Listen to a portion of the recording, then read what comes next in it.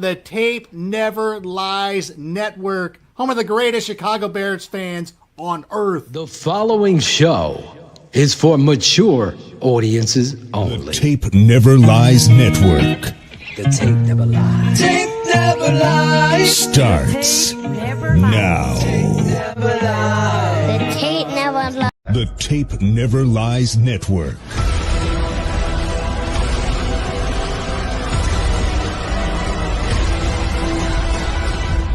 Starts now. The Tape Never Lies Network. Yeah, you look at the tape.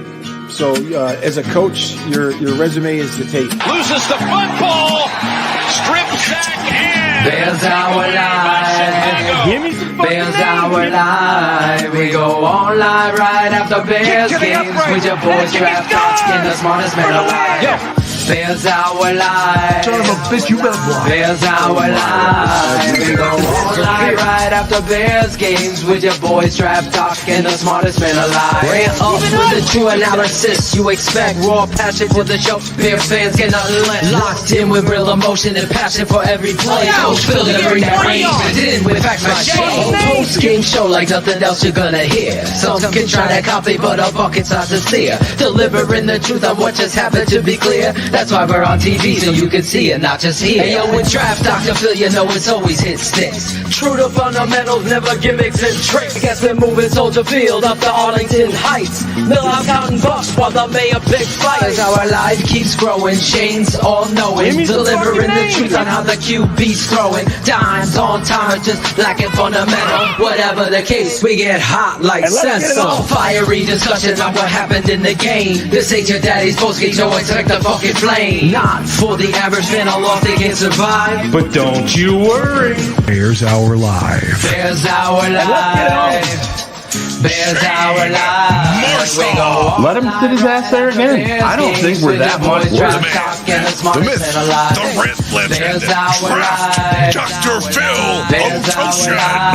This is football, baby. Culture is the problem. Let's get it on. Little things. Bears our live. Bears our Son of a bitch, you better block. our live. That's what happens. That's when we have a real Right good team. after Bears And let's get it with on. your boys draft talk and the smartest. Give me some fucking names. This is Bears Hour Live. Welcome to hell, Bears fans. It's not like we don't have a permanent room here. Come on. We all expected it. I sent out a tweet, said don't settle.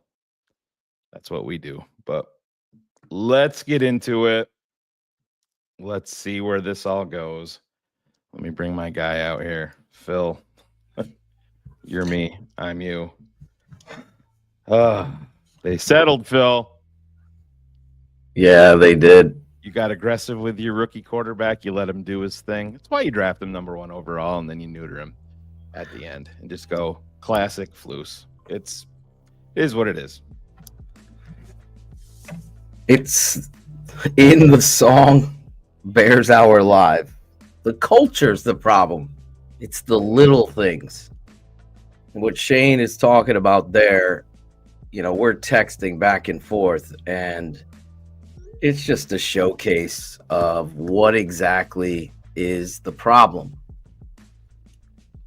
You're settling for a 46-yard field goal. You have control of the game in your pocket based on your young quarterback running the football. They did a lot of good things today. Like, you could just see the difference that a real competent offensive coordinator can do, setting up edges, understanding situational football, and then the head coach has to make a decision. And he decides that he's not going to continue to run the ball. He's going to step to the podium and say, well, you never know. You could be a fumble there. You never know. No. You run the ball and get as close as you can. I didn't feel good about it at all. You're going down there aggressively. You saw the talent. I mean, everything we talked about. fucking rolling to his right, rips a ball to Adunze, throws a back shoulder, hits Keenan Allen. You got all of the fire. You got them in the corner, knocking them the fuck out, and you hold back. It's a problem. Like, what are you doing? Get up to the line. Keep running the ball. Get it down to the 10. Maybe you score. I'm not saying you're going out there throwing the ball around the field, but you're definitely getting up there under center. But no, they got in gun, and they run one play and let the clock run and call a timeout with 10 seconds. And I'm like, this is a 46-yard field goal with nerves. You haven't beat them in 10 years, and that's what you do as a head coach? And I haven't even watched the replay. I just knew. And I just hear the block. Now, getting texts from people popping up on my computer. Didn't they jump on top of the long snapper? Did they come? I didn't even see the replay, bro. All I know is I was pissed off at the goddamn plays before that. Be aggressive. Run the ball down till you have to call timeout, like any other decent head coach would do. A 46-yard field goal is no gimme at Soldier Field.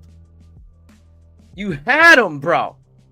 Then you keep running 22 out on the field. He's awful.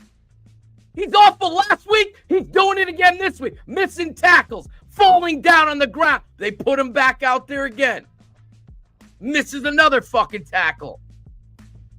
And we could debate. I said that wasn't a catch by the receiver there for the Packers because he had no fingers on the ball when he hit the ground. And then there was a move on the roll. So that was a good challenge to me. I thought it was incomplete. It could go either way in this fucking fixed fucking league with these motherfuckers. There's no holding. There's nothing called against them, ever. We're not getting a call. But the last drive where they fucking score, Montez Sweat is on the bench. You run in 22 yards down to the 1 with Jordan motherfucking Love. I don't want to hear shit about this guy and his defense. It sucks. That's where you blitz. You challenge this motherfucker who'll throw it up in the air. But no, we're going to sit in our fucking zone. We're going to bring Elijah Hicks back out. Bring Owens on the field, who has a personal issue, an axe to grind with his former teammate. It's one half a dozen the other versus him and Hicks. I'll take Owens every time, a veteran.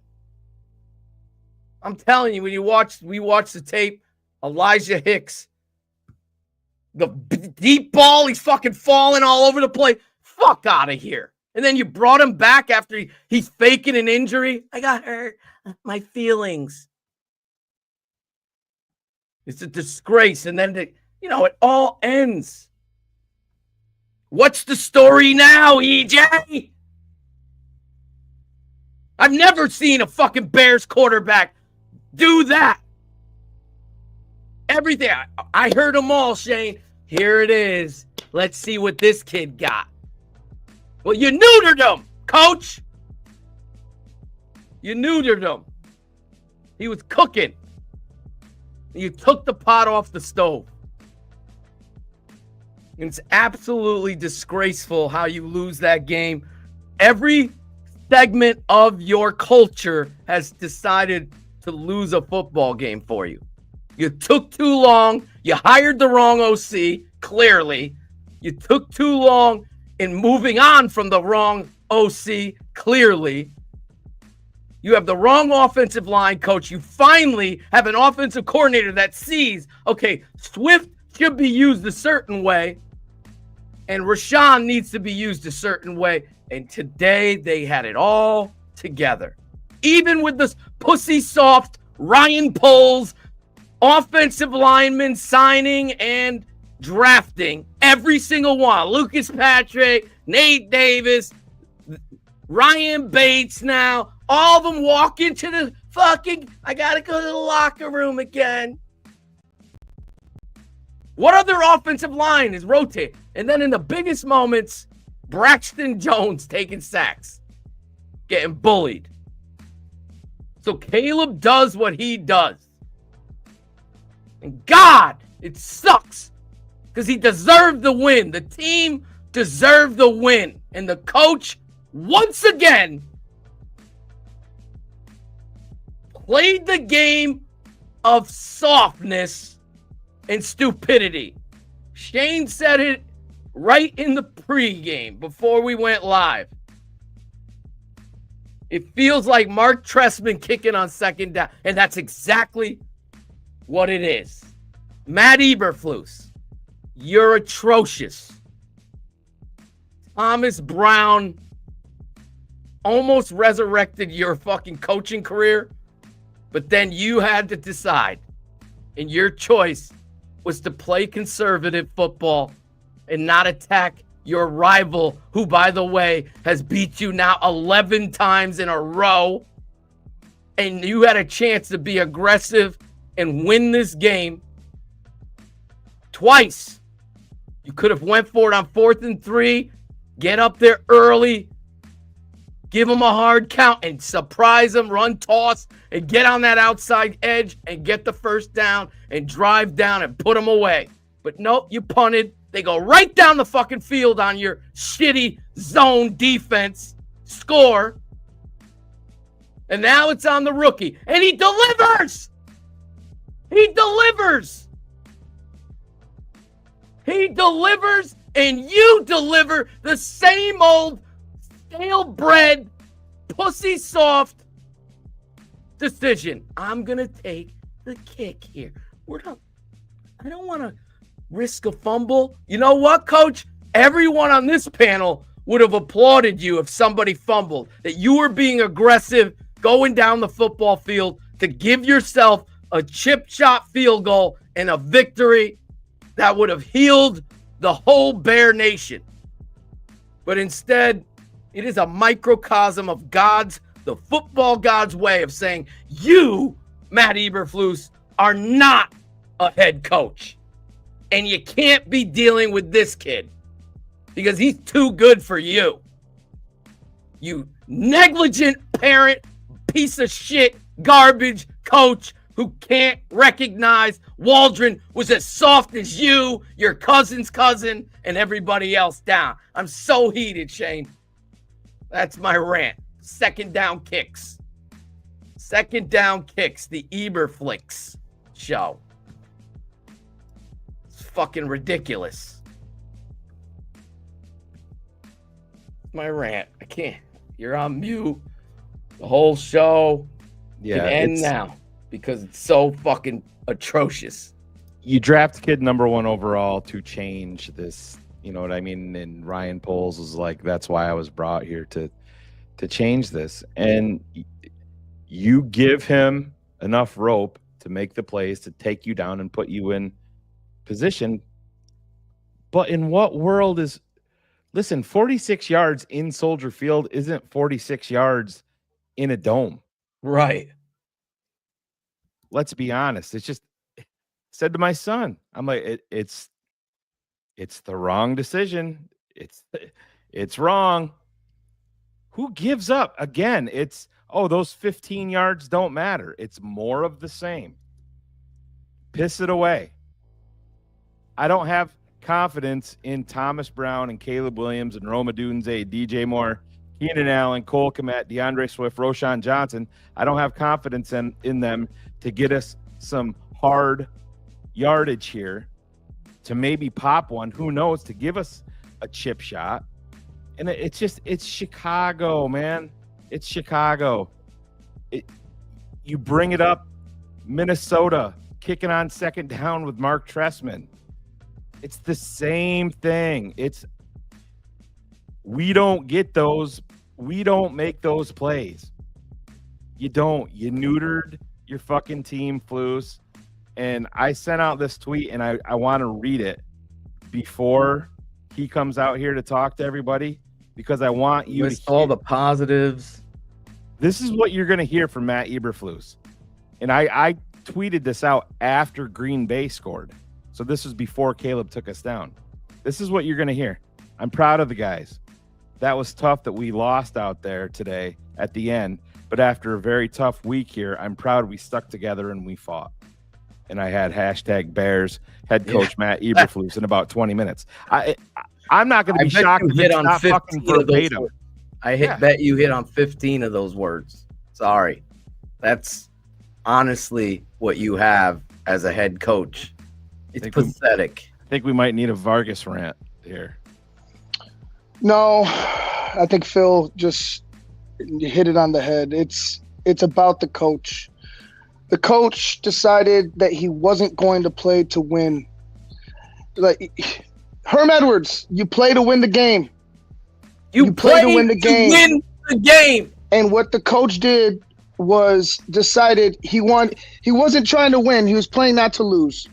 And in fact, he did lose because you should have been closer. You should have centered your team in the middle of the field. It should have been a perfect scenario if you were going to go kick it. But our coach thinks he's the smartest guy in the fucking room in critical situations. It ain't a chip shot. It ain't a fucking chip shot, Otis. It's not a chip shot. You're always making excuses for this fucking clown, Otis. A 46-yard field. It's not. It's not a chip shot. Not in for Soldier Santos, Field, it's not. for any fucking person. He needed to do exactly what you guys were saying. No, it's all good. It's fine. No, I understand.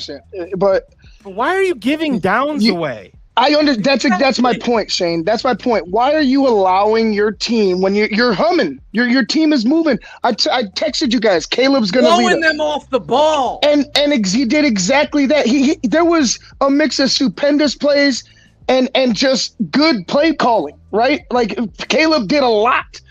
Braxton Jones, you got to find another left tackle. But when it comes down to the critical situations, Phil and Shane, it always ends up being on the wrong end for Matt Eberflus. The time is now. If not, I don't know when. If not, I don't know when. If not now, when? Because we're gonna real quick. We're gonna see 2 more games just like this. Is he going to be able to make the decisions? We obviously can see no. So I just watched the replay, and his head is 100% down. The center on the snap. 100%. 100% down. What do you mean? His head is down. Yeah. Oh, his head is down when there's contact. Right. That's illegal. He can't come up. He wasn't even allowed to come up. Yeah. So there you go. No call. But again, in what world are you giving up downs? I get it if you're up and you're just kneeling the ball down, yes. In no world is a 46-yard field goal in Soldier Field considered a chip shot. No. I don't even give a shit if it's in August. It's ridiculous because you went the conservative route with what was an epic showcase of who you drafted, why you drafted, and you are the driver of the car that puts the car down another gear instead of winning the motherfucking race. You put 46 yards is no fucking cheap shot. It's no easy chip shot field goal. It was a disgrace. I'm screaming in my house. You keep running the ball. Get out of the fucking gun too. Run the ball. Get down. Now it's 36 yards. Now it's 26 yards. And you hit the field goal. Whether it's a penalty that should have been called, typical refs. But the real onus is on the head coach making that decision. It is so much like Mark Trestman kicking on 2nd down in Minnesota. It's scary how bad it is. And I don't want to, I hate you could say, oh, it's deserved because he's such a fucking pussy coach, right? He's a terrible coach. Deserved. No, fans deserve better than that. And the McCaskies won't see it because we're going to fucking run with this corporate narrative. Yeah, Samurai, you got to listen to what we're saying. You remove the process that got you there right before that is horrible. It's horrific that you're a football team that has issues on offense and has for the better part of a century. Let's be honest. 1, 2, 3, 4 yards make a difference. That is the message that you give your football team every day. I hate it. I hate the fact that you piss it away. You're at home and you're kicking it on second down. It's craziness to me. John is right. You could just see, I said it in my rant, the complete utter difference of a competent play caller who understands use of personnel and situational football. You're always going to have your second guesses here and there. I'm sure he wished he did some different things, but you could just see an astronomical difference from what you've been doing. Shotgun, fucking 5-step drops off of gun. Routes aren't married to the steps of the drop. And everyone's pointing the fingers at a young quarterback. That's how you ruin everything, by having shitty coaching. That's why a lot of these fraud boys, when I went on Rank Show, I called it all out because I have the proof here. I have the evidence on tape. It's not well coached. It's not understood situationally, and you're not using the personnel, or you are not holding players accountable. You're not giving everybody an opportunity that should. If someone's loafing, the hits and the loafs and all this terminology wasn't even showcased in how you're coaching. The players were begging for it. They're talking to Santos right now, and he just praised the operation of the field goal, and he said Green Bay made the play. He said he felt good. It felt perfect coming off of his foot, right down the middle. Just always happens to us, man. It just always you always have some dumbass jerk off as a head coach trying to be the smartest man in the room. You can't play conservative versus a rival. That's how you get beat. That's how you lose things. And it's just a showcase of how you don't coach football. You should be driving down the field short. You might score the way you were lining up. You had them on their toes and you had them second guessing. Toss there or outside zone, get it up into the secondary. All of a sudden you're kicking a chip shot and you're winning because tipped field goal goes right through. But instead, it is what it is. And it's just, I felt sick to my stomach. I felt like I was going to fucking throw up. And I don't, Sandeep saying that we should have run the ball twice on those first 2 sacks. I wanted a run on the first. Could have been one, right? I wanted a run, Sandeep.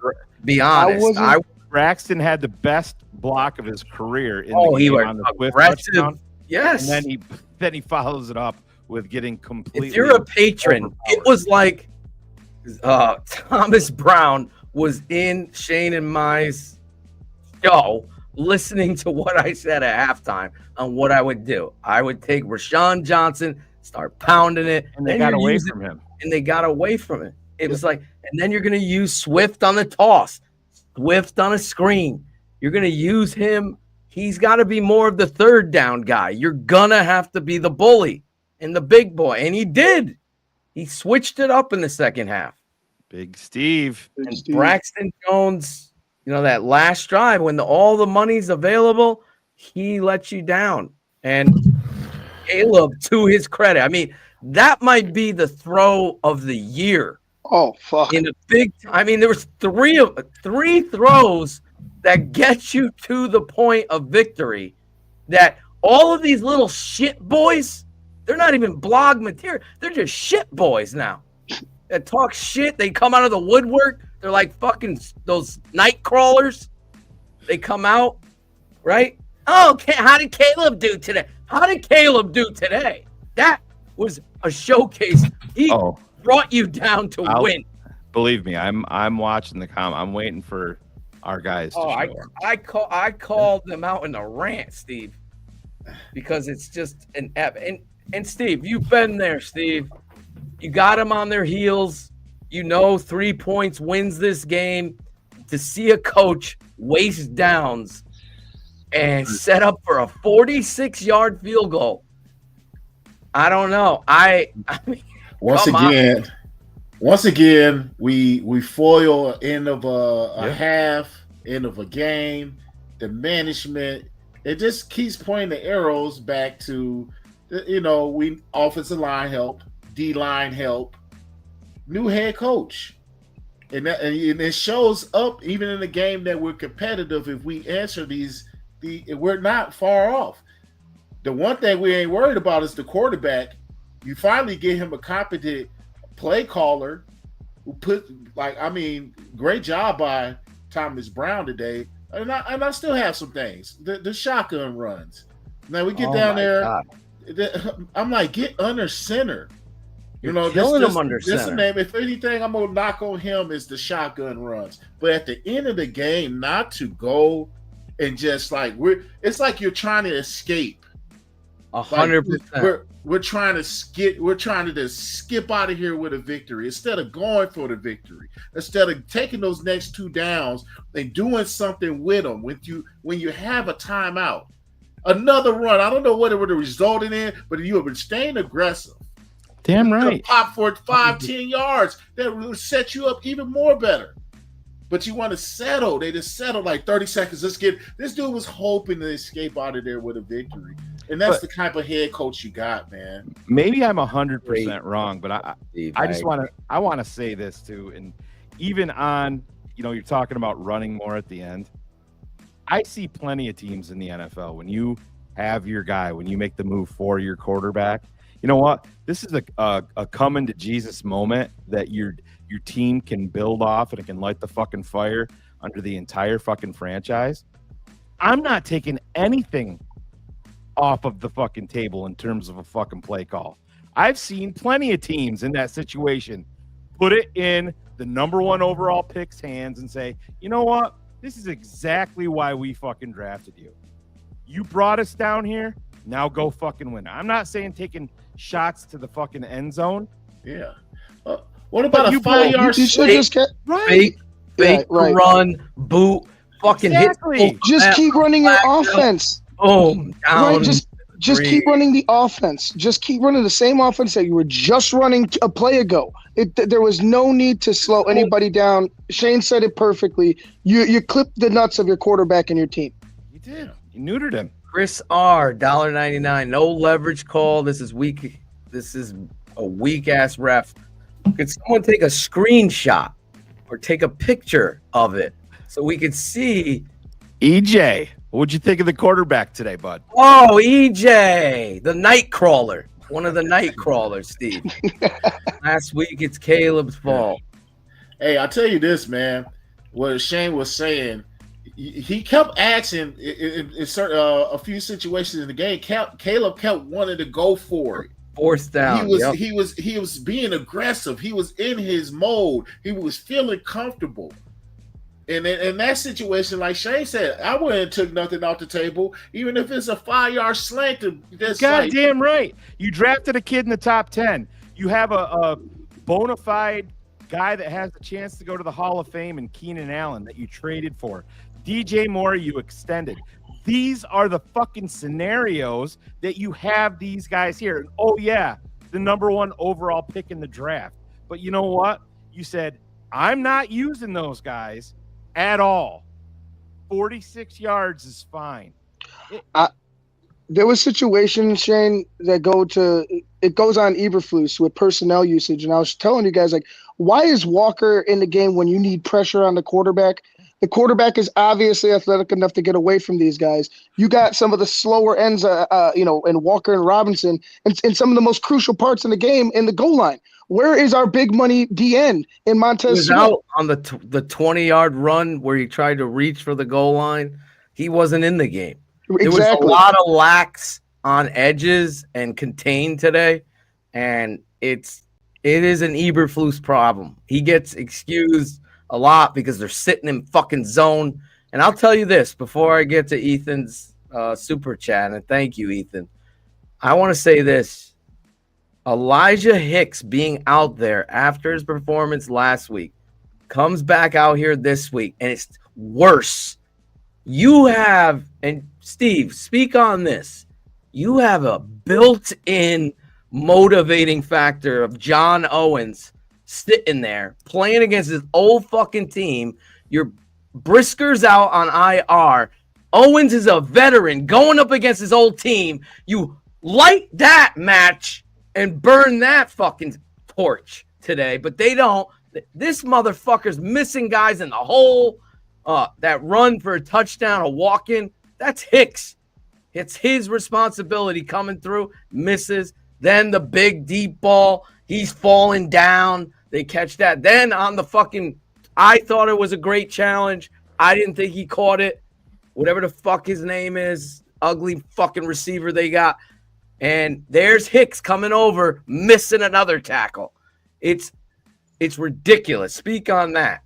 Well, when you got a team you win against, I can even refer back to when I was playing, especially when the guy in front of you is not playing well. We was playing against Philadelphia, and obviously I came from Philadelphia as a rookie. I was just itching to get in the game. I was damn near crying to get in the game.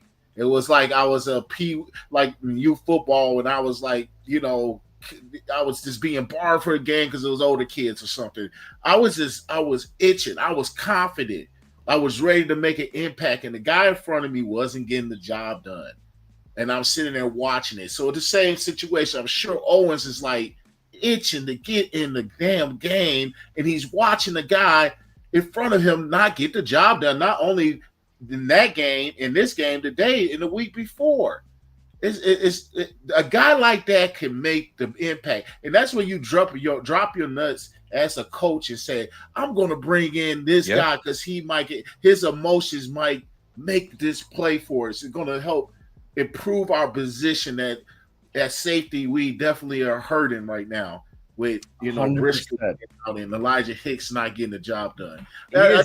That's when you're thinking. That's when you're in crew, but we ain't got that type of coach. We ain't got Toby Hill is taught. I thought right away, this motherfucker is playing like he's hurt because he blew it. Yeah, he laid on the ground and people do that too. What did you hurt, dude? Get the fuck up and make the goddamn pride. Your pride is hurt. You're embarrassed. Your pride is hurt. You should be out of the game. That's another head coaching issue. You're the defensive caller. You get guys like that lay on the ground. That's not the type of guys you need to win. He gonna lie there and feel sorry for himself. Terrible. Ethan Cobb, $5. Best thing that came from today is we have a QB and hopefully we have an OC. That was a huge step in the right direction. I didn't like coming out after they scored the 2-pat. I thought you get a run in there, get a nice run.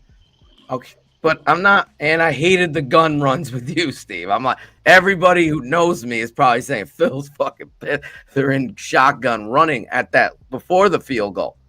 That run. If Caleb pulls or had the opportunity to read it, which is an automatic give there, he was probably taking it on the outside, just like Ivan and Shane are saying. Don't hold your pedal off the gas. Don't put it in neutral. Keep going.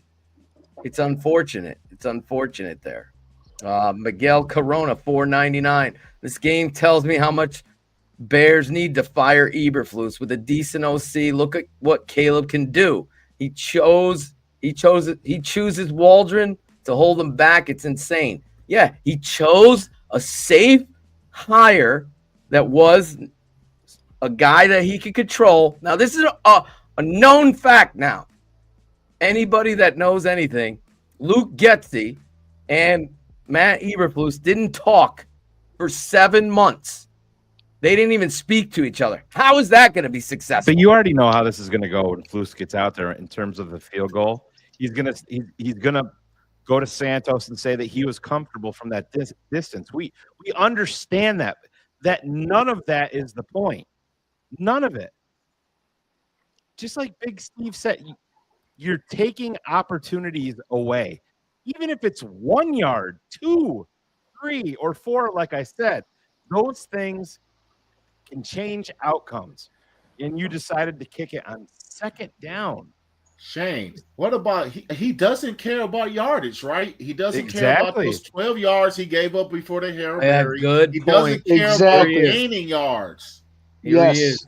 Here he is. That's a great point. Perfect. Steve. Yeah, perfect. Oh, here he is. We can't hear him. That's probably for the best. Is that on them? Yeah.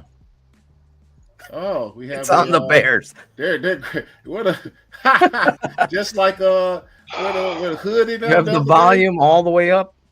Hold on. I'm hitting it again. There it goes.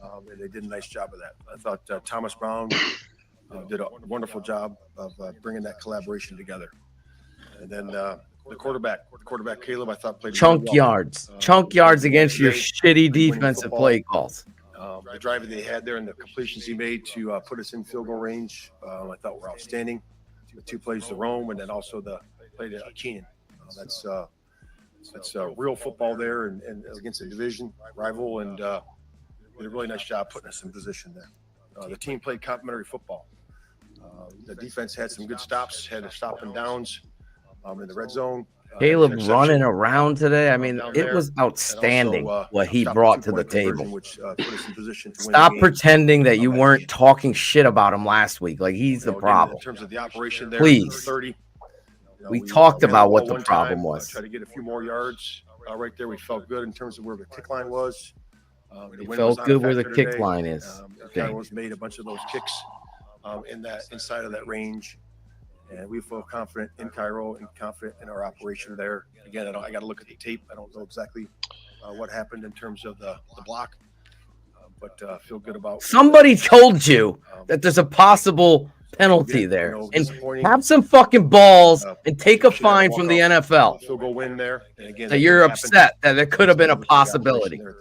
I'll have to look at it. Please give that. Good competitive football today. And what will be the first question out there? Looked at each other in the eye in the It's going to be about not going for I more hope. yards. We're going to keep battling, keep fighting, and we got a division opponent coming here next week.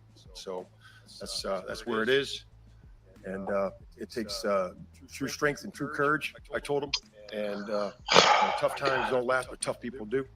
Oh, God. We just got to get back to work. Hey man, he might as well put it on a fucking wall like that. Look, you know how women put like live, laugh, love, and he might as well put that shit on a fucking wall in the bathroom somewhere because that shit is weak, bro. Like get the fuck out of here. Ours could be live, cry, lose. Lose. That's Eberflus's way. They were Yeah. loading the box there, so you could say you could do that for sure. Maybe get a couple more yards, but you also risk, there it is. Fumbling and different things there. We felt where we were. Why do I hear somebody else? It's Joniak. It's like doing an Joniak. interview. Yeah, this is on the Bears at end. that time with the wind and where we were on the field. You could also. Yeah, we thought he was in good position. I mean, I got all the information I got from the coaches. I still haven't looked at the videotape, but they got the stills, and they see he was really good position. That's what Jalen said, and then he just got tripped up. And so I threw the challenge flag because I thought the ball hit the ground, and hand was on the side, and that's what we challenged. I agree with the challenge. I will say.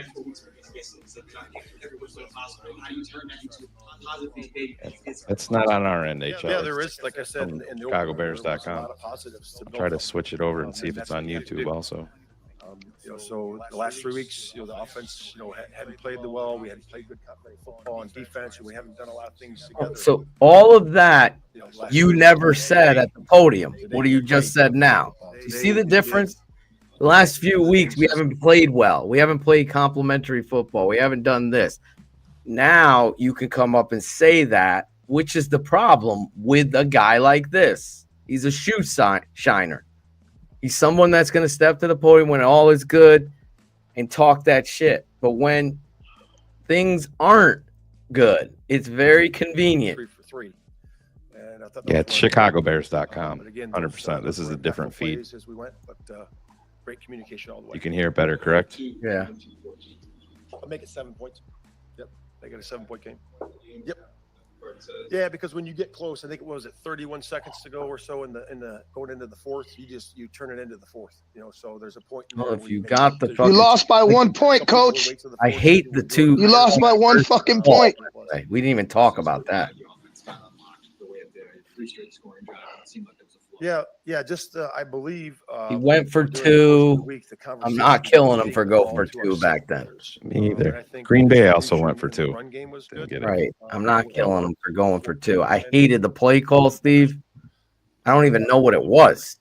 I don't either. Taking the run lanes It's like Cole's going. He looked like Cole's supposed to go to the flag and have someone go to the second and 5s and those types of things too. But really just about getting the ball in the hands of our skill players and letting them go. And you saw that with a couple, things. Stop with this bullshit talk.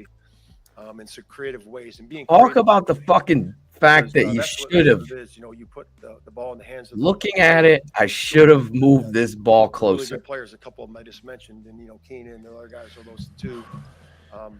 Good things will happen, and that's how you move the ball down the field. What were your impressions of the way Caleb handled the week? And what did you see early on that said, okay, he's starting to get this, and we have something going on? We had a competent play caller. The operation during the week was really good, so the evidence was there pretty quick. Your operation, you said, was good last week too, Flu. So yeah, stop. Not be crazy. You could see that on Wednesday. Stop. Completion percentage was high. Same thing on Thursday, moving into Friday. Him getting the ball out of his hands was good. The rhythm. Every which way this guy loses, it's always in classic letdown fashion. Let's just be honest. Fail Mary, the Denver game. That's great. The Vikings game. How many games? During the course of the week and during then you come up here and you can't pretty up a fucking pig here. This feeling inside that you drive the ball. It's a bad taste. Scared money don't make money. Good things. You're afraid you're gonna fumble. That's on fucking a lot of positive here. The pussy coach that you are. Move to the next opponent. Drive the ball down the field. Get the field goal where it needed to be. Can we find any evidence of a illegal touching of the center? Again, I know what the rules are. I'm gonna go out of here, guys. Have a good show. Hopefully, at least something comes good of this with Thomas Brown. But with Flus, it's just the same old bullshit. Later, guys. Hey, man. All right, Ivan. Gavin. All that, so we just got to look at it. Yes. This makes 6 historic losses on Matt Eberflus on his watch.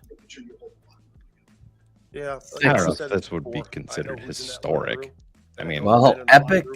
Yeah, it hurts. I don't know if it'd be considered historic. When you see something like this, 11 straight losses. So there's, always a resolve, always a respect for each other.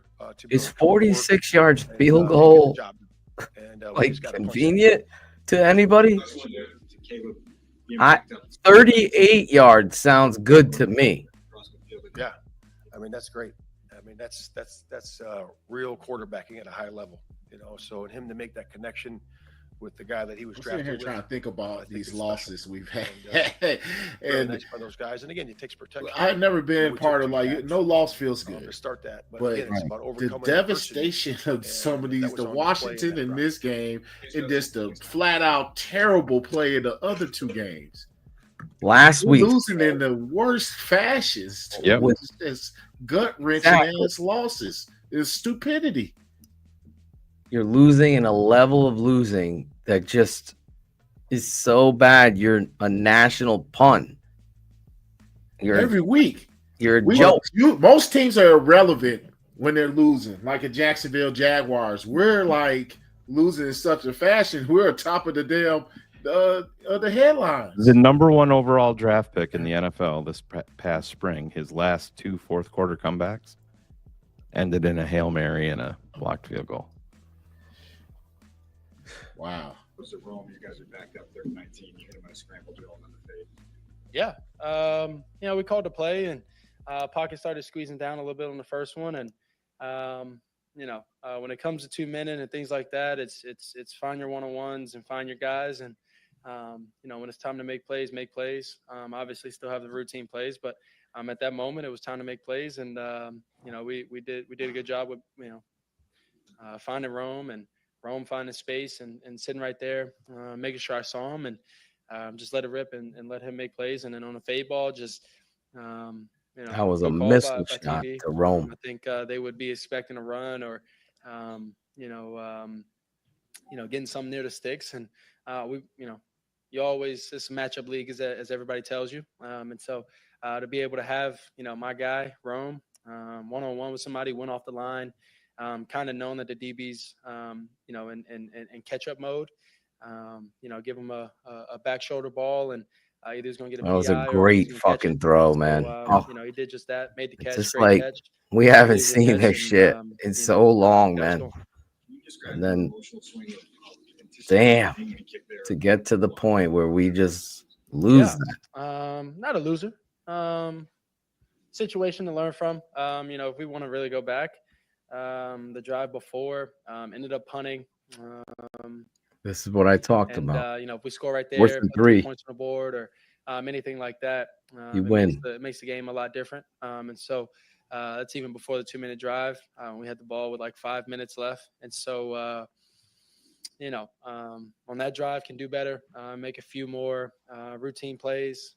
Still being critical of himself, analytically critical. And then, when we get those shots to end, that's all you can ask for.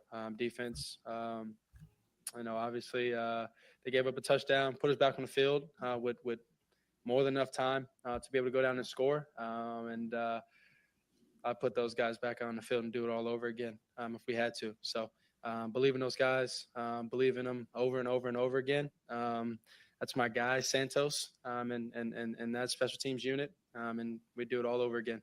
What did you learn on the 3rd and 19? The 3rd and 19 that you hit Rome, then you go back to him on 4th down, like getting out of a jam like that. What did you learn about yourself in that moment? I trust my guy. I wouldn't say that I learned anything about myself. Make plays. Right. You got guys around you to make plays, get the ball in their hands, and give them opportunities, and they'll go make them. And so that's what I believe in. I believe in my guys, my wide receivers, running backs, tight ends, whoever it is, offensive line. We held up long enough. Broke out of one tackle, gave Rome a shot. He found a space. That's all you can ask for. You deal with so many things going wrong in your first season here that you don't have any control over. The 2 losses like this and the coaching change. Yeah, you keep going. That's my mindset for just about anything. I called Lincoln Riley called me the other day and just wanted to talk to me, check in, and things like that. And it's something that he told me my freshman year when Also I a wasn't in the Trace position that I wanted Armstrong to be in, client. which was wasn't starting at the time. He told me to keep going, and at that time I didn't necessarily know what those 2 words meant. I wanted more than that. I wanted to hear a little bit more than that, and that's all he told me. And I use those words, to this day. Once I, got the starting spot and I just kept working, kept going. That's all you can do. That's all we can do is keep going, keep our head down, and find ways to win. And so we're going to keep doing that. What felt better and worked better for you today with Thomas as the coordinator? Yeah, I think us being in control, Thomas being in control. I think just, getting a few calls in super fast. As soon as, a play happened, Thomas was right on the headset, giving me the play. And then from there, I think he just strung plays together pretty well. And formations and motions and everything looking the same. And, I think the guy's mindset, and I think it started early on this week when Thomas, got the job and, he went up in front of everybody and he talked about how this was going to be. And it was going to be a battle this week, but when we're out there, we're going to fight, and we're going to execute. We're going to fight. We're going to have that mindset of go out there and kick some tail. And the guys did a good job this week, throughout the week, showing that. And then obviously you get into game day and you just do the same thing that you did in practice. And hard work pays off. How does the pre-snap motion help you? Yeah, so pre-snap motion's either they get people displaced for runs and lanes and blocking assignments, or Also gives you coverage. in the passing game or anything like Steve, that. Whether I'm just it's running it back. You had play 38 action, whether seconds it's, remaining. no play action and things like With that. When a they timeout. go Back. with one Sometimes it timeout. gives you leverage. That's 3 and plays. sometimes it 8 also, more seconds than I thought. mixes up people's eyes. And I Safeties just saw and that things like field that goal to be able to right up Pryor's get gap. explosives, to be able That was to gain easy access throws. Terribly executed by with, my guy maybe, who I like so much. DBs and things like that. Ooh, backing Matt off, Pryor get fucked emotional up. Not really in a got to fast motion really or, cover that maybe even a slow inside motion gap going and their get way, and then, big. they'll back But off. your And you gap get is that free inside access gap though for 5 next to the yards, center, more, the snapper. with the type of guys we You have. got to get your body over there. You got to get big and extend. And anybody that's coming head on and look like he was blocking a man, you don't block a man on field goal. You Yeah, block a I gap. think both guys did a good job. Big. But I think there was a few instances where, like I said, Thomas right after, or right after one of the guys go down on a run, or one of the guys catch a pass and go down. Thomas is like right on the mic, and sometimes a little tougher to hear right in that moment because it's normally a positive play. And so he'll just keep repeating it, and then we'll have about 30 seconds on the clock, and get in the huddle 30 to 25, and then you break the huddle around 20 seconds, and you get up there, and now you can use all your different cadences like we were doing today, and mixing it up so the D-line can get a jump on the snap. Consider that a little thing that makes a big difference. Yeah, I think all things like that, all little things tend to be large in big moments, and every moment in a football game is pretty big because you only that one play, that one drive. To lose to these You fuckers, never know how many you're going to get. Watching it now, Steve. Telling you, every play matters. You know who that in the exploit NFL, that. drives and Just so you know. possessions are very limited. So, Oh my God, Larry Borum too, fucking getting blown away. Thomas coach you a little differently on running today. Tell you. No. Hold on a second. No. Lanes opened up. Oh, that is totally a fucking penalty. To help his team win. This is a the fucking lane penalty opens up, on the and Packers. be able to go get a few yards. Did they use this? Did they do the launch through? Manageable situations. That's my slam job. down on them. That's what happened today. They slam down on them. There was a See, I was just using I'm just watching from a lens of we didn't have that too much that rule, and you just handle that shit. But if that's what they just let it shit go. We don't have no leverage with the refs. They gonna. We don't have. We're the joke of this league, and we're not going to have any leverage with refs. And so, I'm going to try to time this to get a screenshot on it. And finding ways to keep the team and the offense in I'm zooming in and it moves. Manageable positions. More decisive as a runner today than you had been, or do you? Yeah, I think there was a few times where I got a great shot of it. Send it to Shane. I think being more decisive as a runner. I think when I run, I think I'm pretty decisive, whether it's getting down, running, or whatever the case may be. So, I just saw a few lanes, one to help the team, and can't hit ways to help the team. Snapper when he's snapping. They come right down and destroy him. You guys trying to get a 3-stage scoring drives. What did that flow feel like comparatively to what you guys were in the funk of the last few games? Yeah, obviously it feels good. When you can string together a few. His head is down. Whether it's 3 or 7. His ass is up. That's the way we get fucked. Always a good feeling as an offense. Just letting you know. You work, super hard throughout the week, and then not being able to see the ball is in Taylor's frustrating. hands, about to put it down, and they're coming right over the center. Being able to do it today, I think it can't do that. That's the rule. Those bright moments where we're able to run or. And those but Larry Borum sucks ass on this too. Coach was on the field a few times where he thought he was going to bring out the kicking unit, and that's just the belief in us. That's the belief in the play caller, and it showed up today. What did it mean to have Braxton back? Last one. What did it mean to have him back? I saw you helped him up at one point, and he helped you up at one point. What did it mean? It's Carmen. Yeah, so I mean, you gain so much trust and belief in your guys. It's the guy on top of the fucking snapper that blocks it. Now. I don't even know how many months I've been here. 94, right? Flying. He's the one who blocks it. Be able to, have your guy back. That's been, like I said, building confidence in him. Fucking atrocious that this happened. I think the other He guys was knocked back on his ass. I think it's the whole point of the rule. Send it into the league. I make sure that he knows that. I've made sure that he knows that, and I appreciate them. It just sucks that these motherfuckers. We would It's get that call 100 out of 100. awesome. Thank you, the Bears. Wag. Christ. So I sent you the screenshot. Did you get it? Yeah, I was trying to clean it up a little bit and blow it up, but it's yeah. I zoomed in from YouTube. Yeah. To try to grab it better, but I'll throw it up there. It's clearly against the rule of the game. The Bears must lead the league in players falling. $1.09. I have never seen anything like this, Steve. I want to say, when do the Bears have a guy just streaking open because somebody fell down on a ground? It's just true. It just seems like there's always a breakdown in coverage when it comes to Matt Eberflus and this football team. Even before that, I agree with you there. Just the deep shots, like wasn't even packing up the field. They just here's a big shot, here's a big play, big chunk gain. It's just like 2 guys on them. Yeah, Jesus. So there you go. See the snapper? Yeah, dude. That's no. I just saw it in job the fast. cleaning this up. That's terrible right there. That is absolutely a penalty. 100%. It's a penalty. And they get a block to win the game off of that. And he blocks the ball. The dude that's knocking over the long snapper blocks the football, number 94. And I'll try to clean it up even more here. See if I can get a little crisper look at it. But so you're getting it here at BHL Bears Hour Live, the best post-game Bears coverage on the planet. If you're new here, we got former Chicago Bears offensive lineman Big Steve Edwards, Shane the Smartest Man Marcel, myself. We had Ivan here earlier, and we're taking your super chats. Stephen J, $4.99.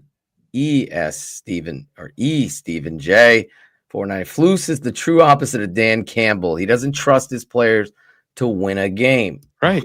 100%. Great comment of the day right there. That's a great comment there. It's absolutely on point. You got to believe Caleb wants to go.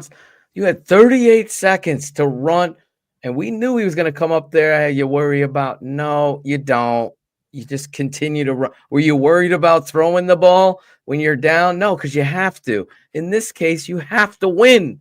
So you want to get your team down to a easy chip shot field goal, if anything, or maybe you're scoring. Maybe he gets in there and you scored. This reality is unfortunate for us. Mohammed Elmi, our guy, $4.99. I'm punting on the season. Just want Caleb to keep developing and building a chemistry with Cole, DJ, and Rome. Well, don't punt on the season. You're going to be back. Don't lie, Mohammed. You're on the side of the road in your truck, eating that fucking truck stop pizza right now, getting fired up. You got the big gulp. You'll be back 100%. Thank you, though, for your patronage. EJ, I'm calling you a night crawler because last week you came on the show and blamed everything on Caleb when all of us are recognizing it was the offensive coordinator. And you are sitting here and me and Shane are having to freaking point it out to you that you flip-flop more than a fucking Daytona Beach. Stop. Either you're understanding that we're dealing with negligence as a coach and you believe in the young kid and that's where you are, or you're going to be one of these night crawlers that come out. And what that means is you come out and as soon as Caleb falls, your face is shown. That's what a night crawler, like, that's what you are. And I have always respected you. But the last few weeks, we've seen you're a Fields guy. Fields is a backup quarterback that was worth a 7th-round pick. And that's where he is now in Pittsburgh as a backup quarterback. There's nothing else to say about it. We should have won this game today with the move. I'm telling you right now, Steve former offensive lineman in the NFL. I hate to do this, but do you think with the ball in your hands, here we go again, moment for the Bears. Shane and I have lived it. They score, and Caleb standing at the podium called it correctly. Like, we want to go down there up 19 to whatever and put a touchdown in, and now you've made their life miserable because you're going to win the game if you score on that drive. But you got to punt, and then they go right down the fucking field. Elijah Hicks, Smith, someone falling, and they score. And then everybody and their brother's like, oh, here we go.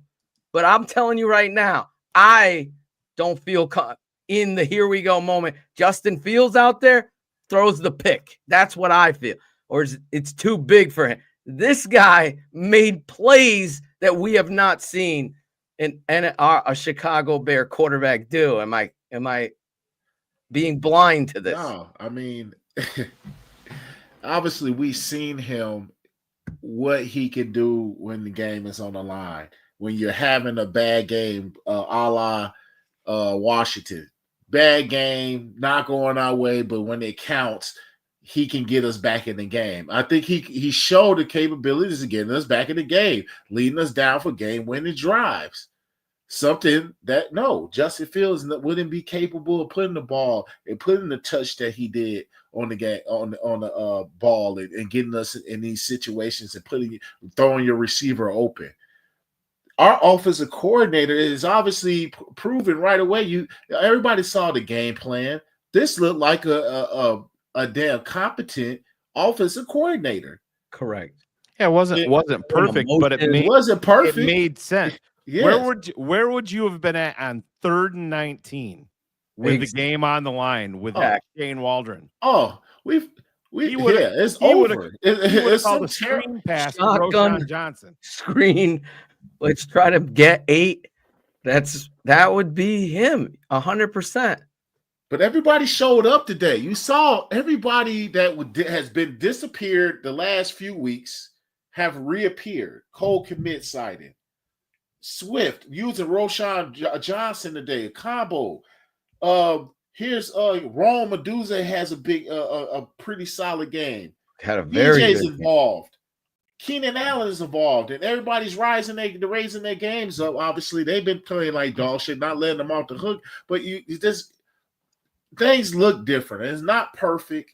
Guy just got the dang job in the middle of a damn season. But you see what happens. Now you get Caleb something to work with. I also want to point out that last week, the criticism on Caleb and the finger point and the culture and the bad OC that you kept way too long. It was very obvious here. The coach and the OC were the wrong hires, but you have it. Then he finally fires the OC after he had what was his word, Shane? I got to go assess. I got to go look at the tape again. For what? You've been in the fucking culture in the locker room for months. Months you've seen the softness and what Waldron isn't.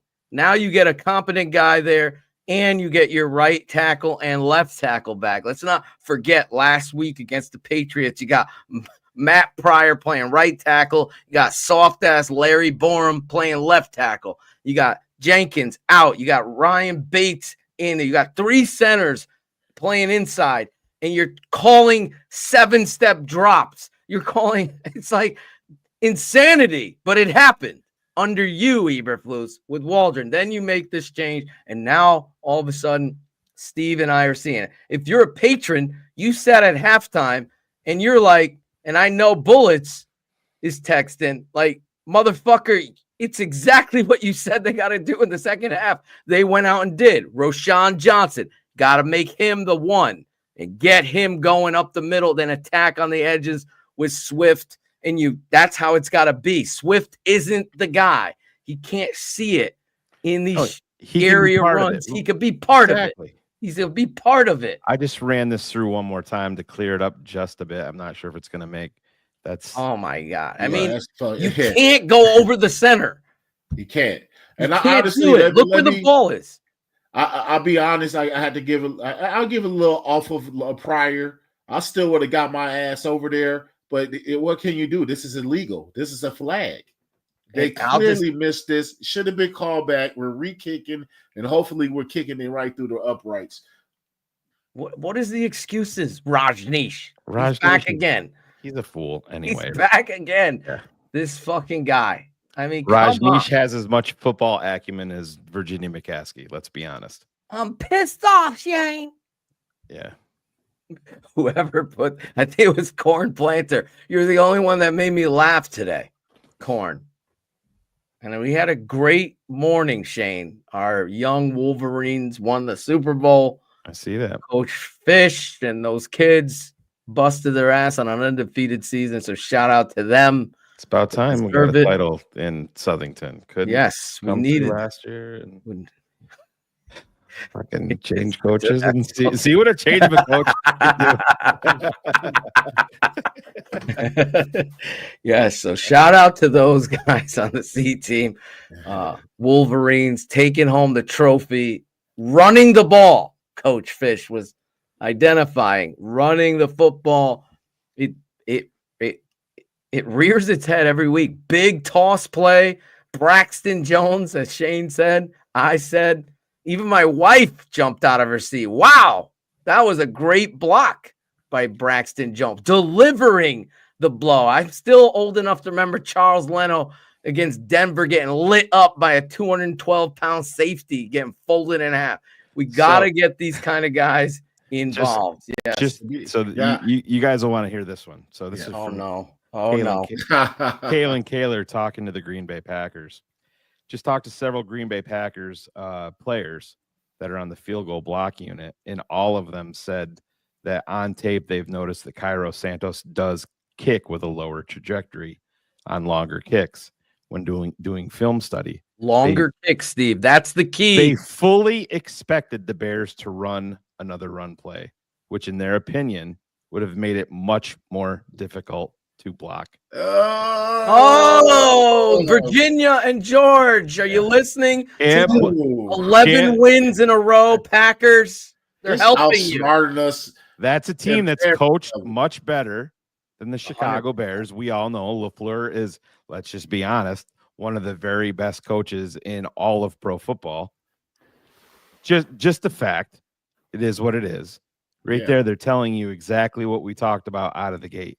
Kicking on second down is a crime. There, 100%. A crime. It's Mark Trestman. Like, the guy is so soft. He is a terrible head coach. Bullets doesn't have anything to do with Cairo. It doesn't.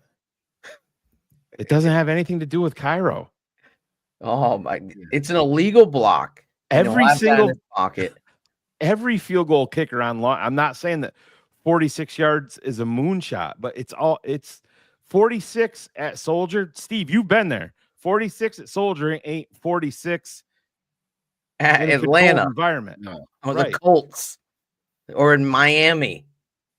Listen, it's a wild card throw over you kicking that Soldier Field. It just is. It's just so. There you go. And you had the wild card. Yes, there's 3 different coaching. This is how important coaching is. And Justin, I thank you for your super chat, and I'm going to get to it in a second. But I think it is very important.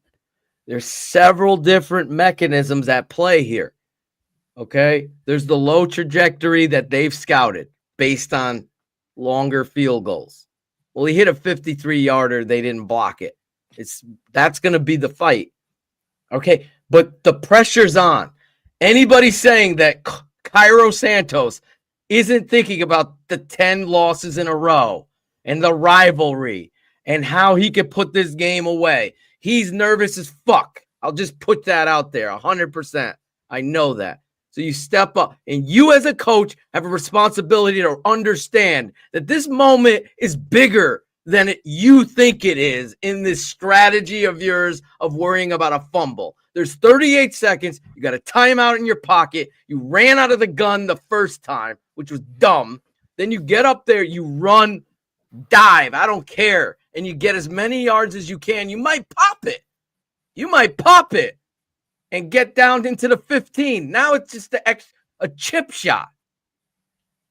But because you decide that you're going to be conservative, the end result is what it is. And then on top of it, you're not throwing a hissy fit. There's not one fucking coach that did what Shane and Phil did with their $1 million of video and everything they have on those Surface Pros showing you that this motherfucking Packer player went over the long snapper and illegally blocked it. I'm taking that printout and stuffing it in the ref's fucking shirt like Jim Harbaugh would, like a real coach would. And then the story and the rivalry and the fans can rally around a guy that knows, and everybody knows that he gives a crap about winning and losing. Not worried about losing his job like this clown is. He's a terrible head coach. Kicking on second down is so Tressman. Mark Silverman probably could have called a better decision there. And he's got low football acumen. Justin Whitsitt, $4.99. I was a doubter at first, but you all were right. Caleb is the guy. Now, can we get a coach that deserves him? I don't know. I don't know what they're going to do. The problem is, and I'll say this before we get to Lawrence's super chat, Steve, do the McCaskies look at this loss as a defeat, or do they look at it as a moral victory? That's the problem. You follow me? It can't be a moral victory when it's situational football that your head coach continues to fail at. I agree with you, but I'm asking that question. You have a soft organization of coach. Virginia's pissed, right? That corn planter. That's the famous George quote, or is it Michael? One of the fucking boys, the soft boys. How is Virginia feeling? She's pissed off. That was as hard as they can get, right? They're probably going to fire the OC for swearing on TV when they scored that touchdown, probably. Who knows? But can they look at, well, we almost won, and we played better than last week. So Matt is a good coach. It only took him firing 8 to 11 coaches, depending on how you look at things. And it only took him whatever. No, he's 4-30. What's his record? 14-30. Yeah, it's right around there. I think it's 14-30. 14-30. I think was he 19 on the road. Remember when he was 0-14 versus the division? You remember that? And this motherfucking Ryan Poles comes to the podium at the end of last year, fully knowing you're taking Caleb, and triples down on believing he could right the ship. He has the locker room. Nobody's jumping ship. Everything the opposite. It would not be in my train of thought thinking that the McCaskies are pulling a moral victory away from this. Pulling away from how. I feel like there's going to be some people thinking this is good. This is like you, but obviously you shouldn't. The way we losing it, if you know football, baby, you got to have a person who knows football and knows that it's situationally we screwed this up. Some people they might just be looking from the lens that, oh, we got a field goal block. Great job, coach. We almost beat them this time. Instead of being like, the situation was played wrong again. We played conservative. We didn't play to be aggressive and win the game. And that's just simply calling a couple more plays. Maybe, you heard Tom Brady even call it out. Oh, yeah. The freaking GOAT. He said, okay, I expect them to run a play here, maybe get them in position. Grinding. Up.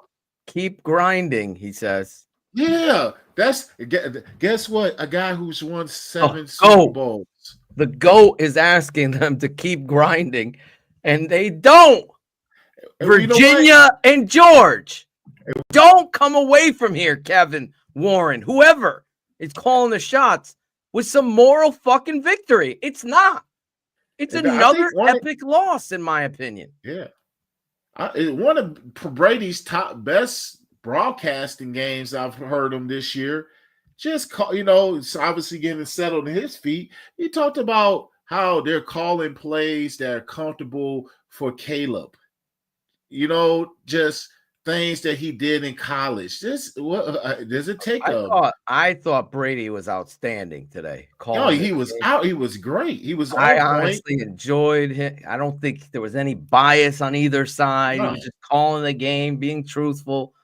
Like the throw to Keenan Allen when the linebacker got his hand in there, and Keenan should have caught it, and he was like, "Well, that was a tight window. I don't know if I would have thrown that one there," but he put it in.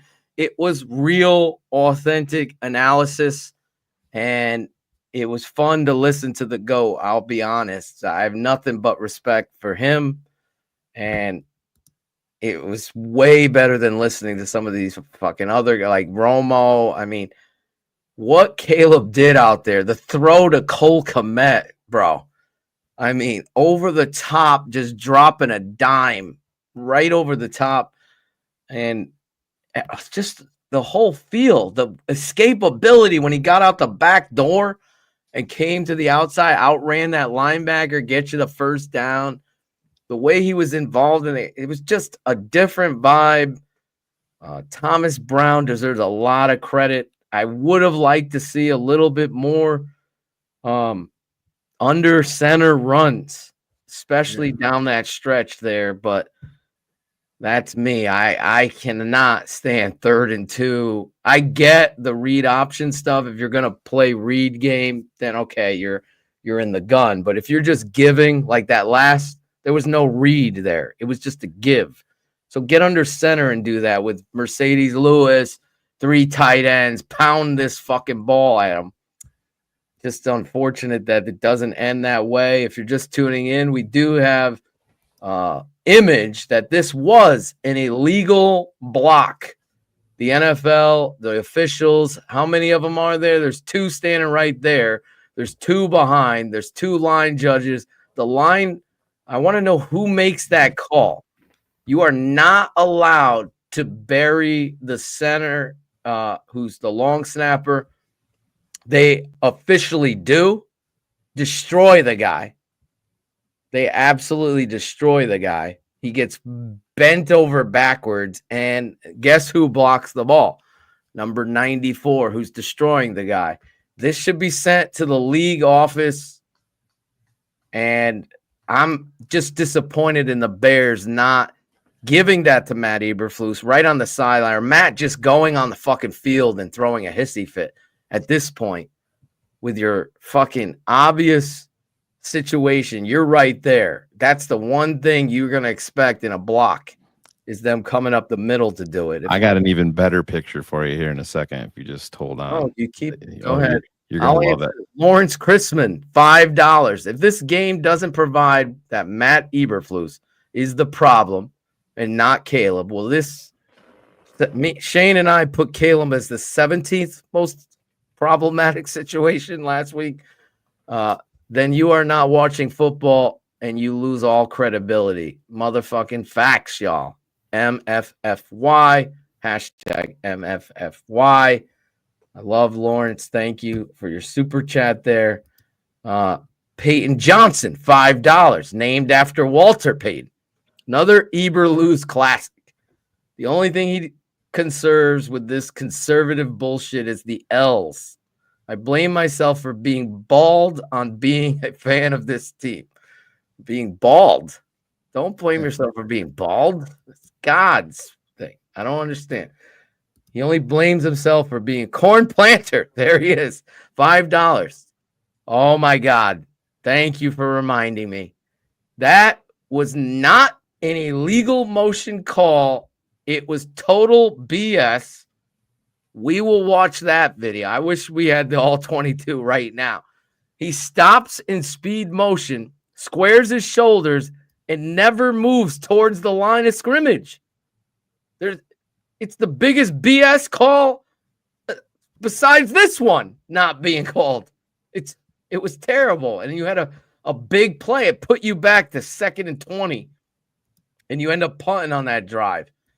You can't have these officials making these play call and these calls that are atrocious, especially in a rivalry game. It's so disappointing that this one here on screen was not called. So those of you that don't know the rule of football, okay, everybody's got to step down towards the center to block on field goal or extra point. The center, though, the long snapper, when he's down, he cannot be touched. He cannot be touched like this. They completely attack him. They pinch A's, Steve, and they completely destroy. Larry Borum gets knocked over on his ass, and same with the long snapper. And it's atrocious because it's not called. Yeah. That's god awful. If that picture. Oh, it gets worse. I just stitched together 2 pictures. Okay. Shane is doing some production. Okay. Here we go. We got called for it here. That's what Shane's giving you. Wow. And they do not. And look, he's getting the ball on the ground. Like he's putting it down. This kid, our guy, and that's a good pick stitch, shout out. He's still getting the ball. He's about to put it down. And our long snapper is getting railroaded. And the fact that your head coach steps to the podium this is another shot at their coaching staff. I'm sorry. You come in with the ammunition and pride that I know. I've been given the video clip of how it ended because I would have been asking for it. Or one of my coaches would have said, Coach, they fucking told him I need to see it. Let me see it. Yup. I'm going to the podium. I'm going to address that shit too. And that goes to your personality. Are you going to allow a coach to, not only do you have a coach to do that, are you going to allow a coach to go up there as an organization and speak his mind and call the NFL out? 100%. You know what I mean? And that goes to it just keeps going back to the problem, the issue. The type of people we keep marching out here, the last 4 head coaches are hires, and the type of people that they want for head coaches. They're not going to go and challenge the media, and not the media, but challenge the NFL officials about shit like that. Like you did, that was straight up. You lost the game because of obviously other reasons. You moved the ball closer, the lower trajectory we talked about, Shane. But the fact that that cost us the game right there. In a leverage bring call, that up in the post game. In a leverage call, Axe, you're allowed to use a snapshot because that's the only. We can't play the video. The video's fucking 30 times worse. I don't get this, Lucas. We didn't just go live like 7 minutes ago. Oh my God, Lucas. Seriously. Yeah, Jasper. We have to talk about compartmental chapters of a fucking story. The story of the game goes in 4 quarters. It ends in epic fashion where a leverage call isn't even. It's a roughing 15-yard penalty, re-kick, goodbye, Green Bay. That's how important this is.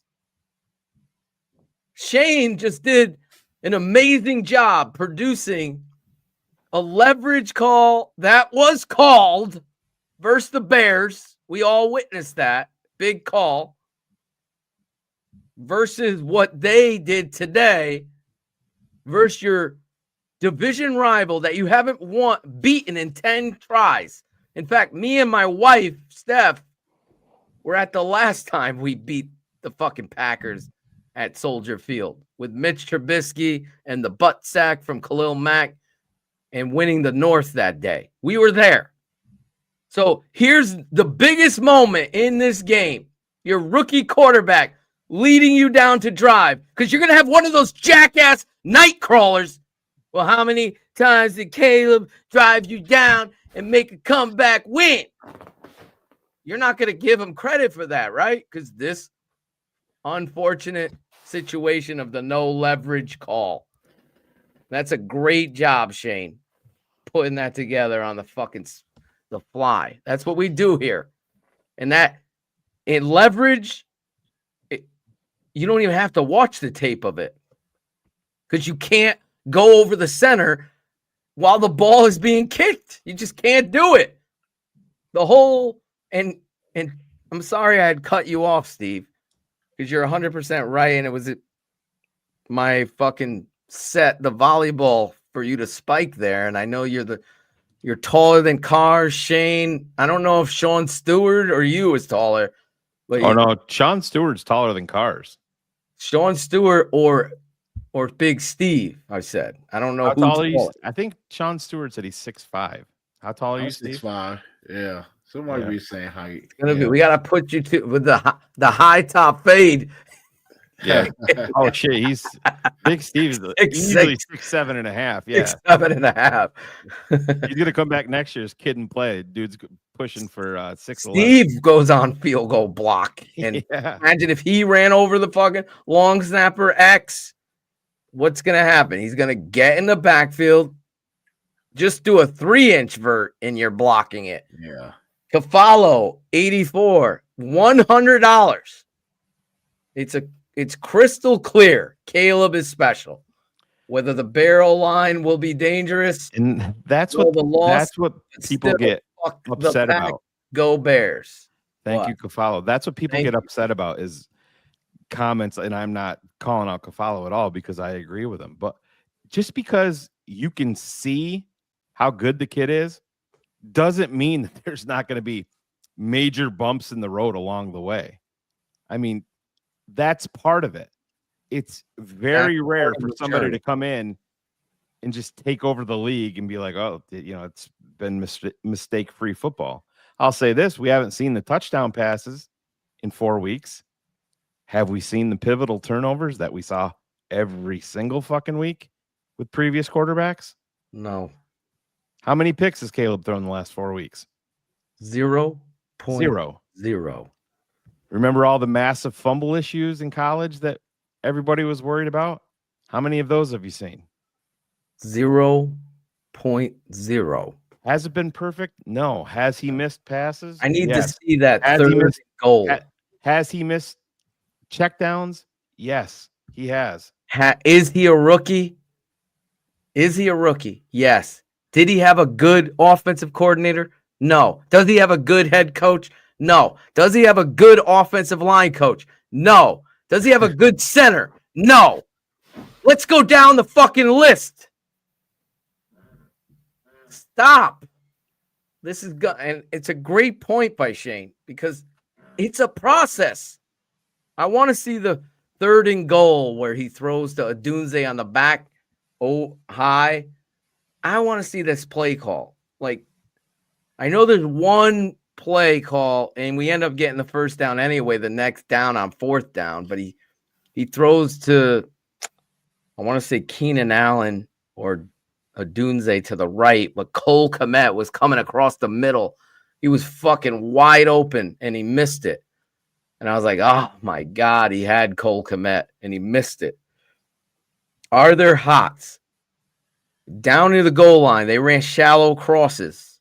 That's all Tom said. We never got a replay. That's the only thing I hated about today's game is we didn't get replays on misses. Like, why did that? Like the 2-point try. What was the call there? The shallow cross and the fade over the top with the Dunze where they got to kick the field goal. What was the call there? We never saw it. Anyway, Scottish Bear, 2 pounds. Pounds, baby. I got Flus to shine my shoes. He made them dirty again. There you go. 2 pounds. Mitchell Steffen, $5. Thank you. In my opinion, if Bears ran a couple more plays and got closer to the end zone, it would have changed the trajectory 100%. of the kick. The Green Bay Packers players told you that. I shared that from Mitchell. Kalen Kaler. Yeah. Mitchell, 100%. not Trubisky. You are correct. It's negligence in coaching to say anything different. Scottish Bear, 5 fucking pounds. Oh yeah, I'd like to take pounds off my waist right now. The Bears are 11-2 or 2-11. You know, Under- maybe they do it backwards over in He Scottish means Bear. 2-11. The Bears are 2-11 under Flus in the divisional games. When is it? We are taking back the North Poles. This is on you now. He meant 2-11. We are not 11-2. Smash them likes. Scottish Bear, 2 pounds. Pay the rent. TTNL for life. Peyton Johnson, $5. The stress of being a Bears fan made me go bald, Phil. Well, I'm going grayer and grayer, my wife said, because of the Bears. She was stressed. Yeah, the beard is. I'm just right. Just a couple more patches, and it's done. These guys got me this year, man. Jesus Christ! But hey, guys, I'm gonna get out of here. I have a crock pot upstairs. That's probably. I'll let it dry out, man. For dinner. Oh man, Yeah. no, I Garlic mistimed the chicken. shit last. I should have did the shit overnight. I thought Yeah. I would have it ready for the game getting up, and that shit was, So I'm eating the little. I'm eating a little piece of ice for the game, so Yeah. it become dinner. You know So what's I going to got- happen when Big Steve puts the crock pot recipe on the table for the wife? What? And it's overcooked. What's she going to say? Golly, what the hell is going on? No, Not gonna be real that. quick before you go, 2 Uh-huh. things. What is in the crock pot? Number one, is it a chicken? What are we doing? We got a piece like a roast. I did roast. the pepperlinis, like on top of it, just nice. Yeah, dump the jar of pepperlinis, and then we got Potato, some like a mashed sandwiches. we potato. slice it You're up. gonna throw it over. What are you doing? What's that? A mashed potato? Or are you gonna throw it No, over? the sandwiches with chips. That's what it was supposed to be game day food. Oh. But Now I got this- the last question. So Yeah. Shane sees you, right? And then you disappeared. You're like, "Where's the drinks and food at?" And that's it. hey, I was wondering when Shane was gonna say some shit about how it disappeared. Looking for I did. I food. looked for Phil's like, did you talking? I'm like, I turned around. I saw Big Steve. Big Steve. I said, came back and Shane was gone. After my mission. Well, I had a 13-year-old with he was waiting to get to the Bears Pro Shop so he could cost I me. already knew. I said Shane is gone. Shane is probably on a mission, but yeah, I say what's up to Shane. It was just like we were getting pulled in every direction. I seen Shane for the first time, like Shane. Then somebody was like, "Hey, I'm such and such." I'm like, then I was like, "Well, fuck." I said, "What time is it?" I gotta get. I paid $50. I'm about to go get my fucking drink and food on. There you Absolutely. go. This guy was then, getting his drink I on. ran into several more people. Then I seen Jerry Zuma was up in there. Yeah. Zoom. So then by the time, like I said, I got back, they said Shane had walked over. And Jim Morris, he was in there also. Former Bear. Yeah, nice time. But yeah, man. Wendell Davis was over there. Yeah. Next time you guys come in town, I'll make sure there's no date night the night before. Yeah, what the hell is going on out there? Yeah, I'm on date night. The guys at the bar the night before sound like a story, like a movie. All the shit that was happening. It was a good one. I wish I love those type of moments. So next time, TTNL family, I'll make sure the whole weekend is free to get into all the shenanigans. So we will be back. We'll be back with a new coach. Yes. New energy. New energy, new everything, man. We're not that far away. We're not. We can still fuck up, right? So, but I appreciate you guys. I had to jump on. It's been a while, so I said, man, no better time to jump on. Anytime, Steve. Absolutely. Love All right, you, guys. brother. I'll see you. All the best to Hey, you and the you wife. live tomorrow night? My schedule on Yes, that? sir. Okay. We'll take care of it. Thanks. All righty. There you go. See you, man. Don't be bullshitting anybody. I'm telling you right now, you can't be. Because it's going to show right up in that film, boy. The tape never lies. There it is. It never lies, Coach. Oh, we'll tell you that. The tape never lies. This is the Tape Never Lies Network. Best Bears postgame show on the planet. Disappointing isn't the word. It's devastating. It's like, how much can you take? How much pain can you suffer? I was afraid that they were going to jump in there and say, this is a moral victory. That's the McCaskey way. That's the Chris Foster way. Yeah, Chris Foster. The piece of shit is back. The Chris Foster way. He trolls every fucking thing. Give him a link. Give this motherfucker a link. Come on the show, Chris. We'll talk. Let's talk football with you. We've given every troll, Nightcrawler. Guaranteed he's got to ask his mother for permission. He's so soft. You're softer than puppy shit. It's sad. What are you complaining about now? It's Caleb's fault? Is that his new story? He's mad that his mom hasn't fed him yet, and the Bears lost, and it's Caleb's fault. Oh my God! How you watch a game and come in? Chris is one of those dumb fucks. He's one of those dumb fucks that like his shit. He prints his shit out on his phone and then just keeps on spamming it. Once, twice, 3 times because he thinks he's probably sitting there with his blow up doll. His grandmother's upstairs soaking her teeth. And his mom is doing whatever the fuck Chris Foster's mom is doing, probably drinking herself to death because she's seen what a useless son she raised. Yeah. He's the kid that grabs his ball, you put him at all-time center, and he's pissed off because he can't catch and no one believes in him. So you're like, no, you got to stay at center. And then this is my ball. I'm going home. I want to catch. Yeah. One of those dudes. Grandma. They were picking on me. I'm going to go call them cunts in their chat room. I'll show them. I was hurt in the chat. Brian Mobes. Phil, would a new O-line coach fix the line, or are the players beyond hope? Your thoughts? I think an offensive line Darnell Wright is there. There's so much there to have.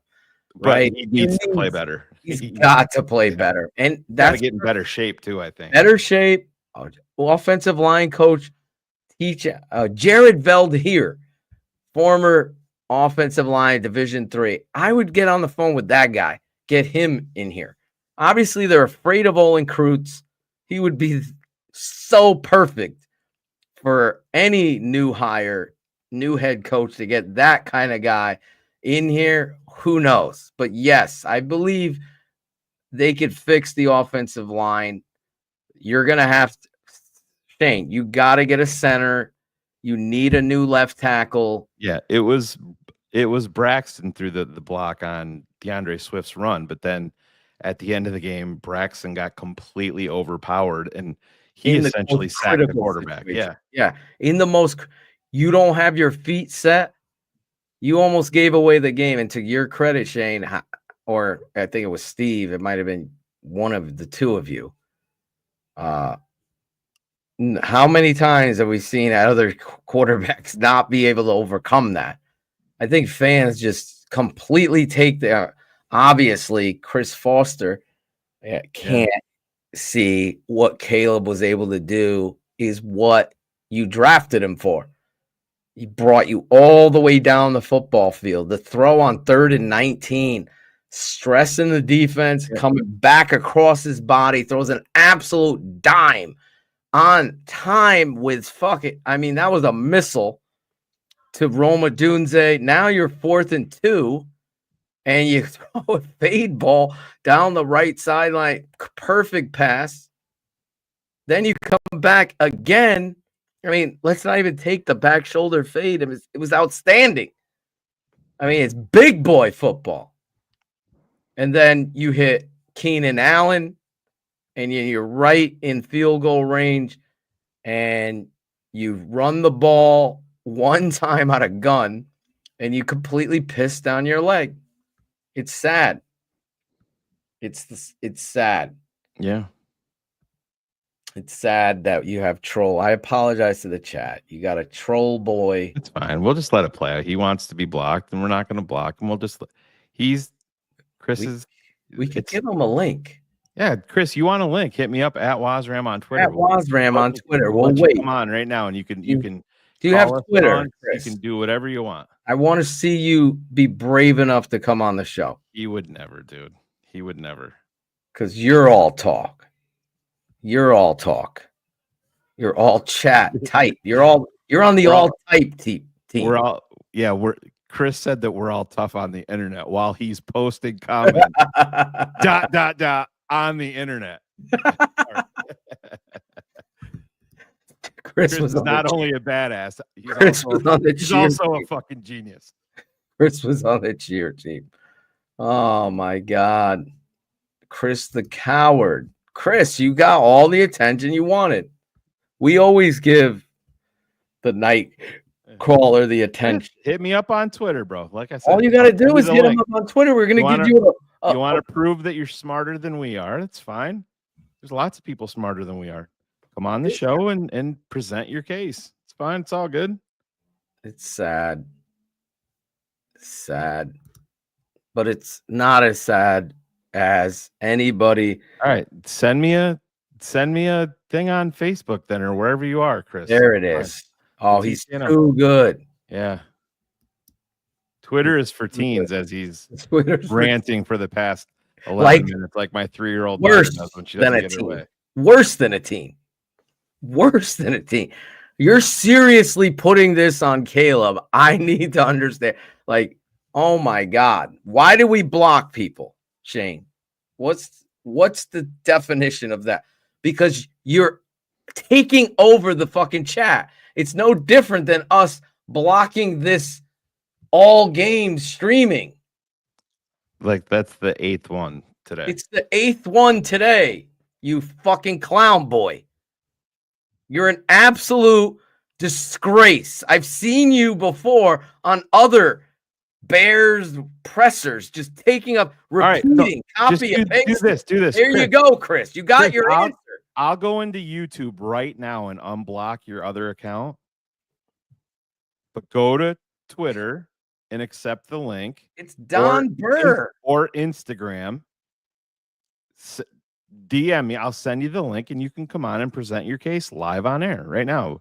I'll unblock you. I'll unblock your other account right now. This is what he's saying for those of you watching. This is what he's repeating. He's copy and pasting this 15 times. No, it's 16 now. This is number 16 times. I have the count right here. I can click on his activity. Is who he thought he was. Mahomes, they said. NFL ready, they said. Generational, they said. We were right, and Caleb Colt was wrong. Caleb Kamala Williams is a massive bust. Bajent would be 8-1. This is what. So if you're listening on the podcast, he's just, what is it called? There's a certain word for it. Taking over the chat. What is that? What is that word? Oh, I thought you were looking for the word that I was going to call Chris's grandmother, but you know. What's the word when they're doing this in the chat? What is the word? One of you guys. Gaslight? No, it's not. Trolling. Yes. He's trolling the chat. That's definitely a hard word. I couldn't remember the word for some reason because he probably looks like that. You are trolling the chat for everybody else.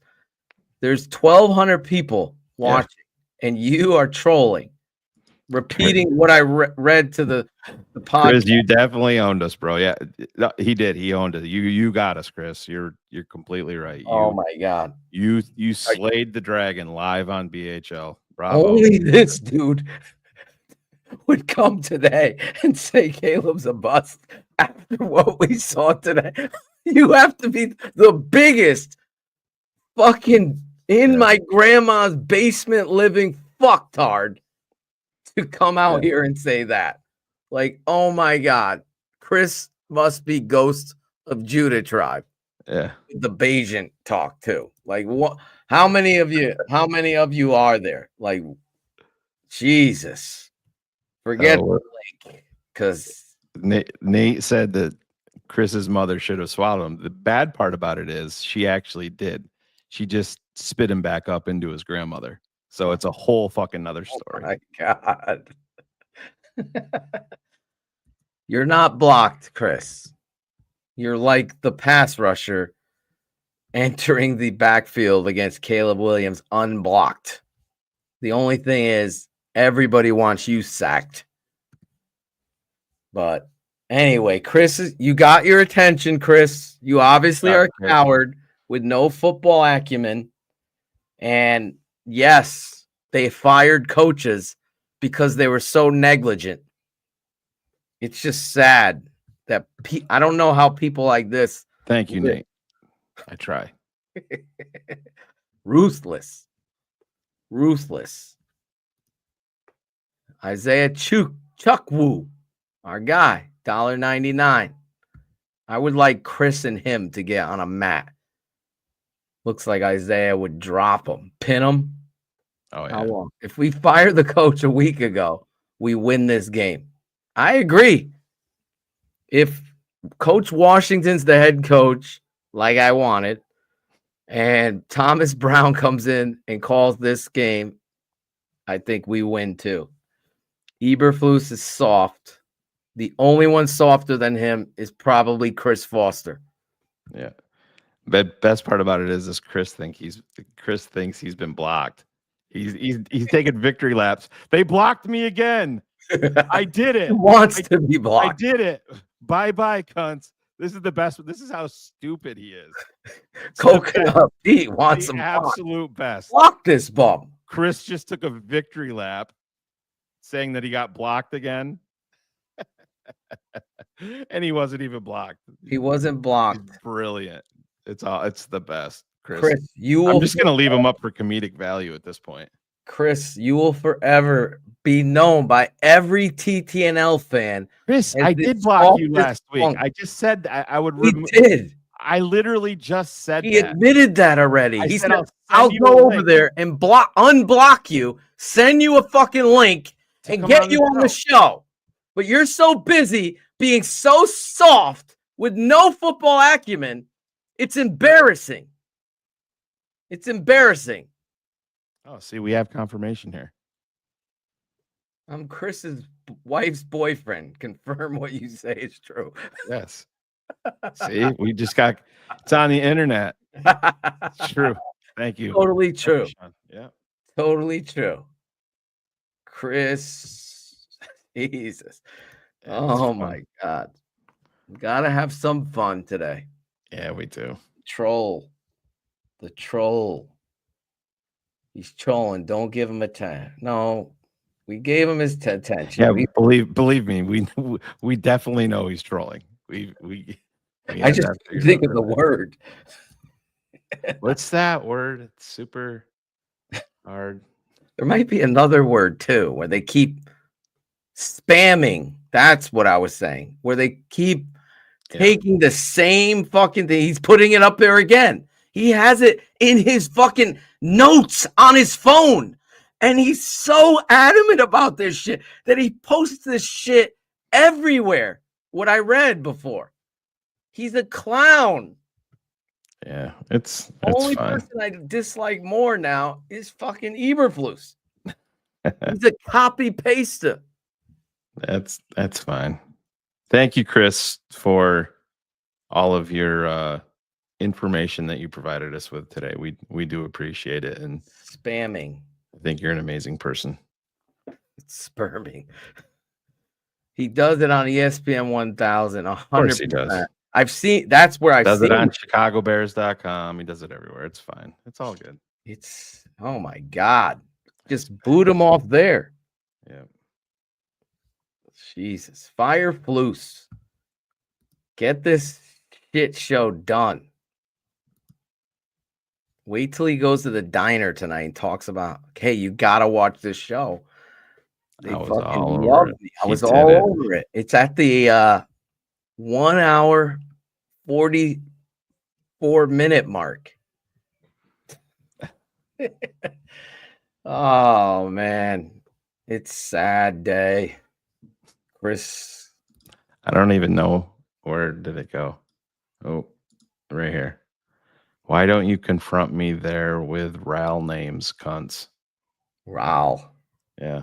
Row, like a dungeon dragon. That's where he's living.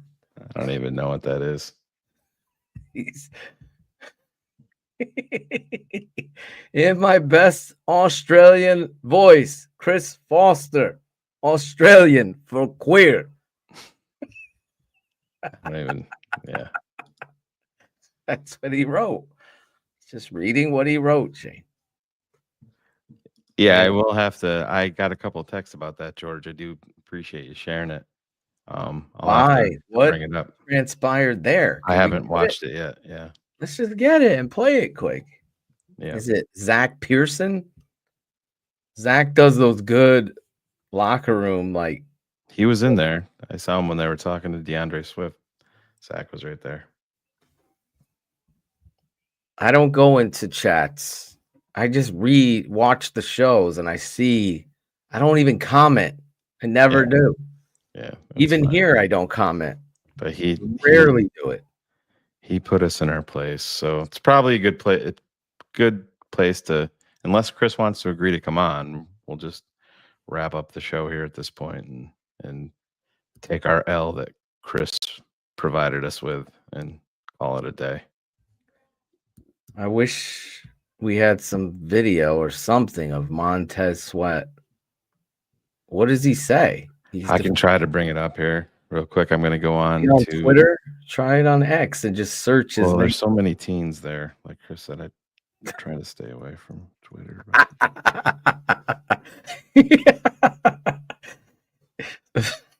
Anybody that doesn't find you funny is baffling as anybody that doesn't find Angelo funny. Just Yeah. I'll post silently threw that teen one in there. That was fucking great. I will find it and put it up on Patreon for our Grody tweeted the quote, Shane. So maybe you could read it at least. Oh, okay. Watch our guy, Mark Grody. Mr. Grody. Grody Sports. Oh, what did he say? Bears Montez Sweat on loss to the Packers. Yes. This is the most down that he's been. A couple of these things that's just been happening this year, like it's never happened to me in my career. It's happening multiple times within a year. It's just kind of crazy. So I don't really see the shot at the. You don't see any shots? No. I'll have to listen to the audio. And like I said, I'll post it for our patrons. Before we go and wrap this up, we will get the audio of that.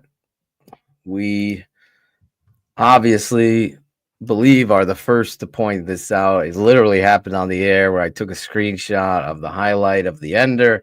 Shane cleaned it up, put it up there. You could see the ball is just in the hands of the punter that's going to place the ball on the ground to kick the ball. There is leverage issue here.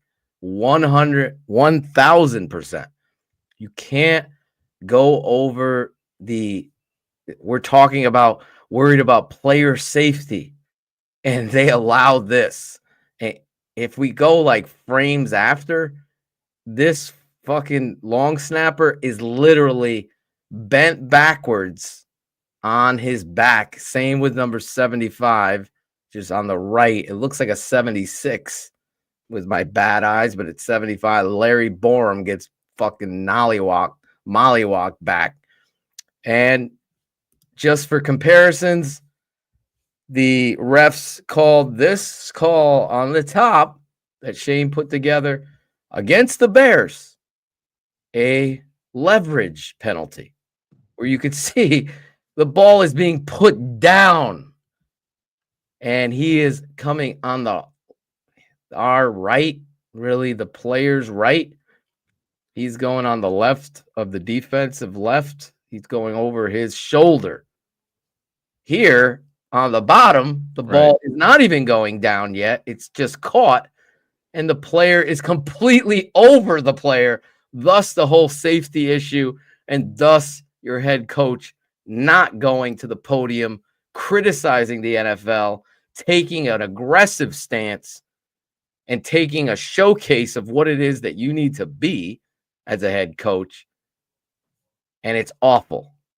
It's awful. Right. It is what it is, man. Like I said, we'll see what happens. We'll get back into this. They had it there for the taking. They didn't do it. Got another divisional opponent coming in this week, and we'll see how it goes. But man, Detroit's playing some good football right now. I know that's not What's the score? them yet. Who are they playing today? Oh, they played Jacksonville. I know at one point every possession they scored a touchdown. It was 49-6. I think they ended up winning. Oh, Jesus Christ. Yeah. I thought they were playing now. No. I was just focused, not on the Hall. I was focused on the Bears. 52-6. Yeah. Thank you. Cherie, So Lady Bear, love you. We love her. Pissed off as fuck about another loss in epic fashion for Eberflus. Obviously, the Caleb Williams saga was honestly outstanding today. The way that kid played the game of football. It is. And then you got, go. Oh, I don't know if everybody remembers. Ghost is the guy that sent a guy back into our chat a few months ago, begged for us to unblock him for acting like a jackass. Now he's in here. They're probably all the same guys. It's fine because they just miraculously show up. I believe Ghost has his own shit that he does, and they hate TTNL because we're successful at what we do. Of course. Ghost isn't.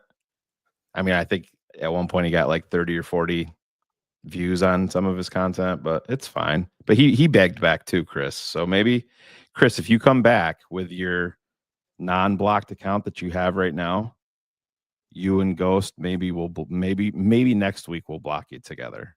Maybe we could do that. Hey boys, like my sweatshirt? The tape never lies. That's right, Cap. The tape never lies, Shane. Hey, Ryan and Matt are men of character. It's fun. We're back to the old days of men of character. We'll be live, keeping it 100 on Wednesday night. Tomorrow, it's the Bear Down with Big Steve Edwards. He had to jump on here to bear down about what transpired today. You got Ivan Vargas, the super producer. And we'll be doing patron shows this week, breaking down the tape. Obviously, a lot of talk going to be about. We got a new one. Got a new one, guys. They're coming out of the woodwork now. So Bison Tajan. Now you know how these guys work, everybody. So Give me some fucking names. It ain't that, Bison. I can't even believe they figured out that They figured it out. Yeah, you guys cracked the code. It's awesome. That's why you got to block some of these guys. They spam. That was the word I was looking for. They spam. They do. The whole chat. All right. Well, before we do this, let's just go through. Chris is going to get his way. Bye, Chris. Yeah, just get rid of them. Yeah. Because they're taking over what good people should have the right. Yeah, it is.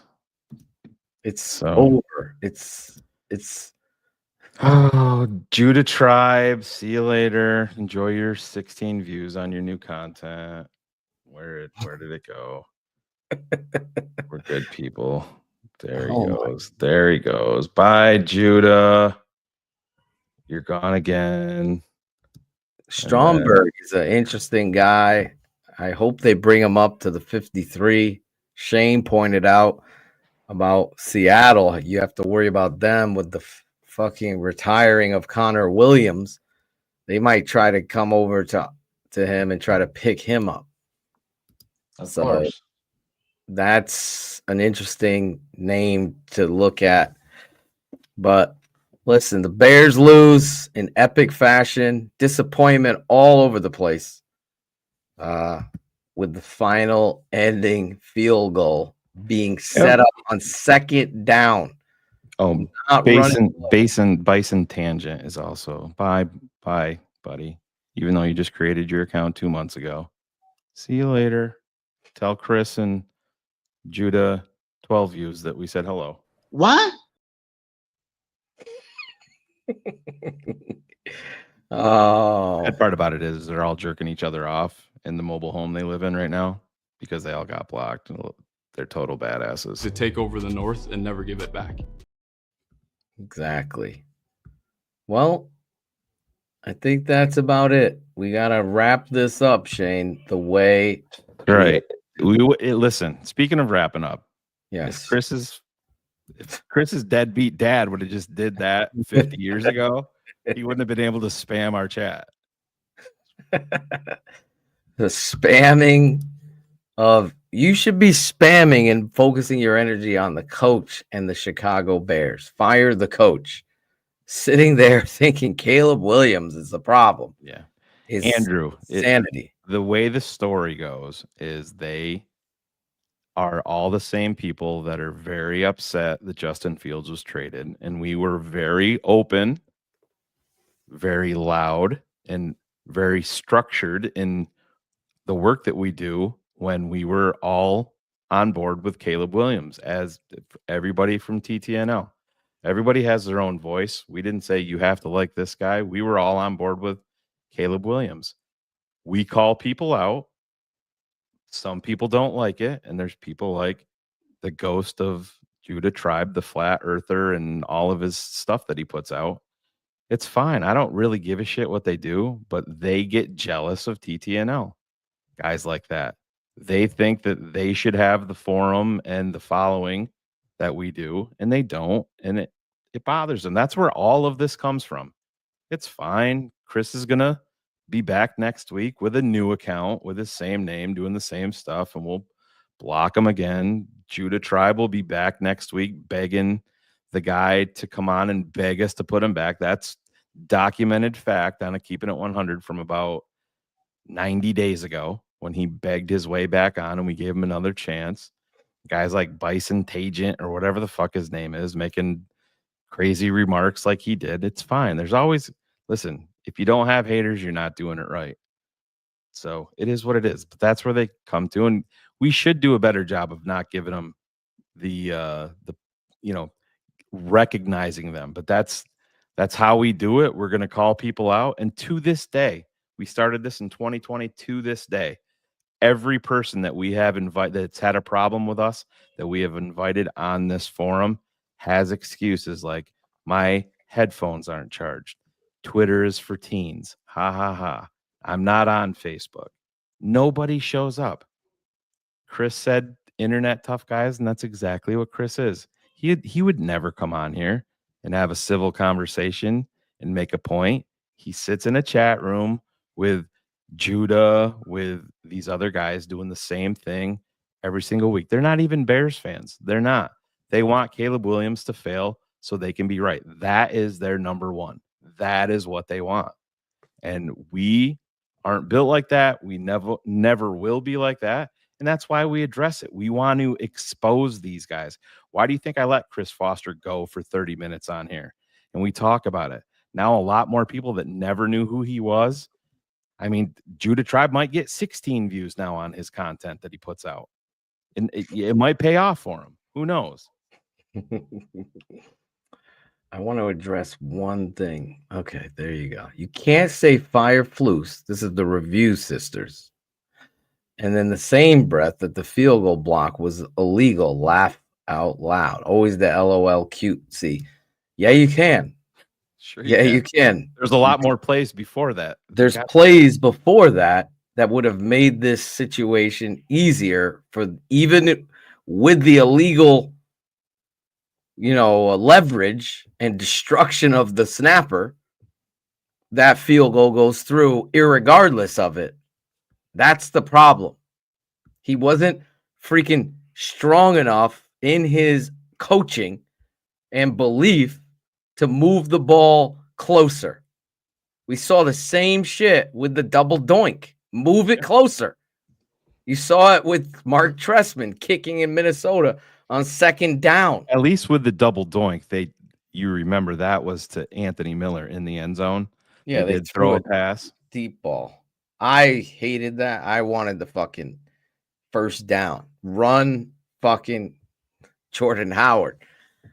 But you got to keep going and being aggressive, Review Sisters.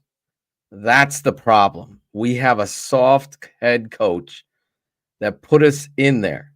And therefore, you're completely serving yourself up to an opportunity to make a mistake. And that's exactly what happened. We're just showing you the problem based on the rule of the game. Robert S. gets it. I don't know. Move it closer. Stay aggressive. 100%. Exactly. That's what you do. That's why you wanted to change the narrative of this team. You drafted the kid number 1 overall. He made plays at the end of the game, and then when it got to crunch time, when it was time to finish, you neutered him. We always stand by the truth of the tape. That's why we get so freaking fired up when people are allowed to flip-flop. We don't. Dennis Moody for the podcast. You guys even called Caleb out when he was playing bad. Today was not on Caleb. Thanks for being unbiased and constantly flip-flopping and not flip-flopping like the professional analysts on ESPN. I appreciate that because that's exactly the showcase. So Cherie just sent this stat to me, and this is from Nick Dubb. I guess I missed this. Allison, thank you for the kind words here. Defend. So Nick Dubb says since 2000, so that's 24 years. Over the last 24 years, field goals between 40 and 50 yards at Soldier Field are the lowest of any stadium in the NFL at under 61%. There you go. So there's coaching right there, Review Sisters. You have 38 seconds, a timeout in your pocket, and it's only second down. That's a problem. Your coach doesn't understand Soldier Field. Yeah, Hendricks is right here. Otis Nichols, my boy, our patron number 1. I had to yell at him. Your former Chicago Bears, Steve Edwards, is over here. It's not a give me. You have to fucking go up and drive down the field, be aggressive. It's just sad. When you don't have an maniacal head coach, you always are going to find yourself in trouble. Now, Thomas Brown went out there and he said the right things. And you know what? Put a good game plan together. And guess whose fault and faltering today? Your defense. I mean, Elijah Hicks being out there is inexcusable to me. You don't even get football. Like, you have the perfect opportunity to put Owens in the game going up against his old team. And he's a veteran that has done it. Elijah Hicks is in his second year, has been nothing. He's not a strong safety. It's terrible. But he went out there and he's falling on the ground and they're throwing the ball. Shit should have been picked. But they're catching it. Then he misses another tackle. He misses the tackle. Watch the run play where Jacobs goes fucking walking into the end zone. Guess whose gap? You would guess it, Elijah Hicks. Then when he gets the play is that he gets beat. Oh, my injury. Get the fuck out of here. Oh, Elijah Hicks is where's my number? It drives me insane. Michelle K. I can't believe Poles kept this coach. He's so inept. Flus will be Poles' downfall. Fire them all. I agree. Flus should be gone. Should have been gone before the OC. Anyway. Thoughts on Brisker going on IR? It sucks, but he's not been able to stay healthy. And when you have those kind of concussions, I could speak on that. They affect you, man. They affect you. And it's unfortunate. Critical drinker, you get the timeout for bringing this shit up now. We might have to block you like Chris Foster. Bringing up the Harbaugh layup. Thank you, Andrew Allison. Shout out once again to Coach Fish and his undefeated Wolverines victorious today, winning the Super Bowl. Can you imagine if we drafted some offensive linemen, Shane? Well, I think you're about to.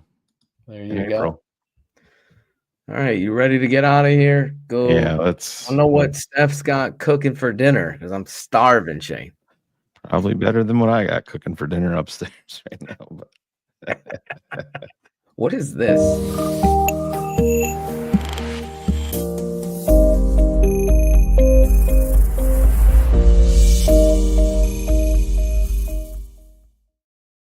Not sure where it came from, but I'm sure that's the way Judah ends every one of his shows.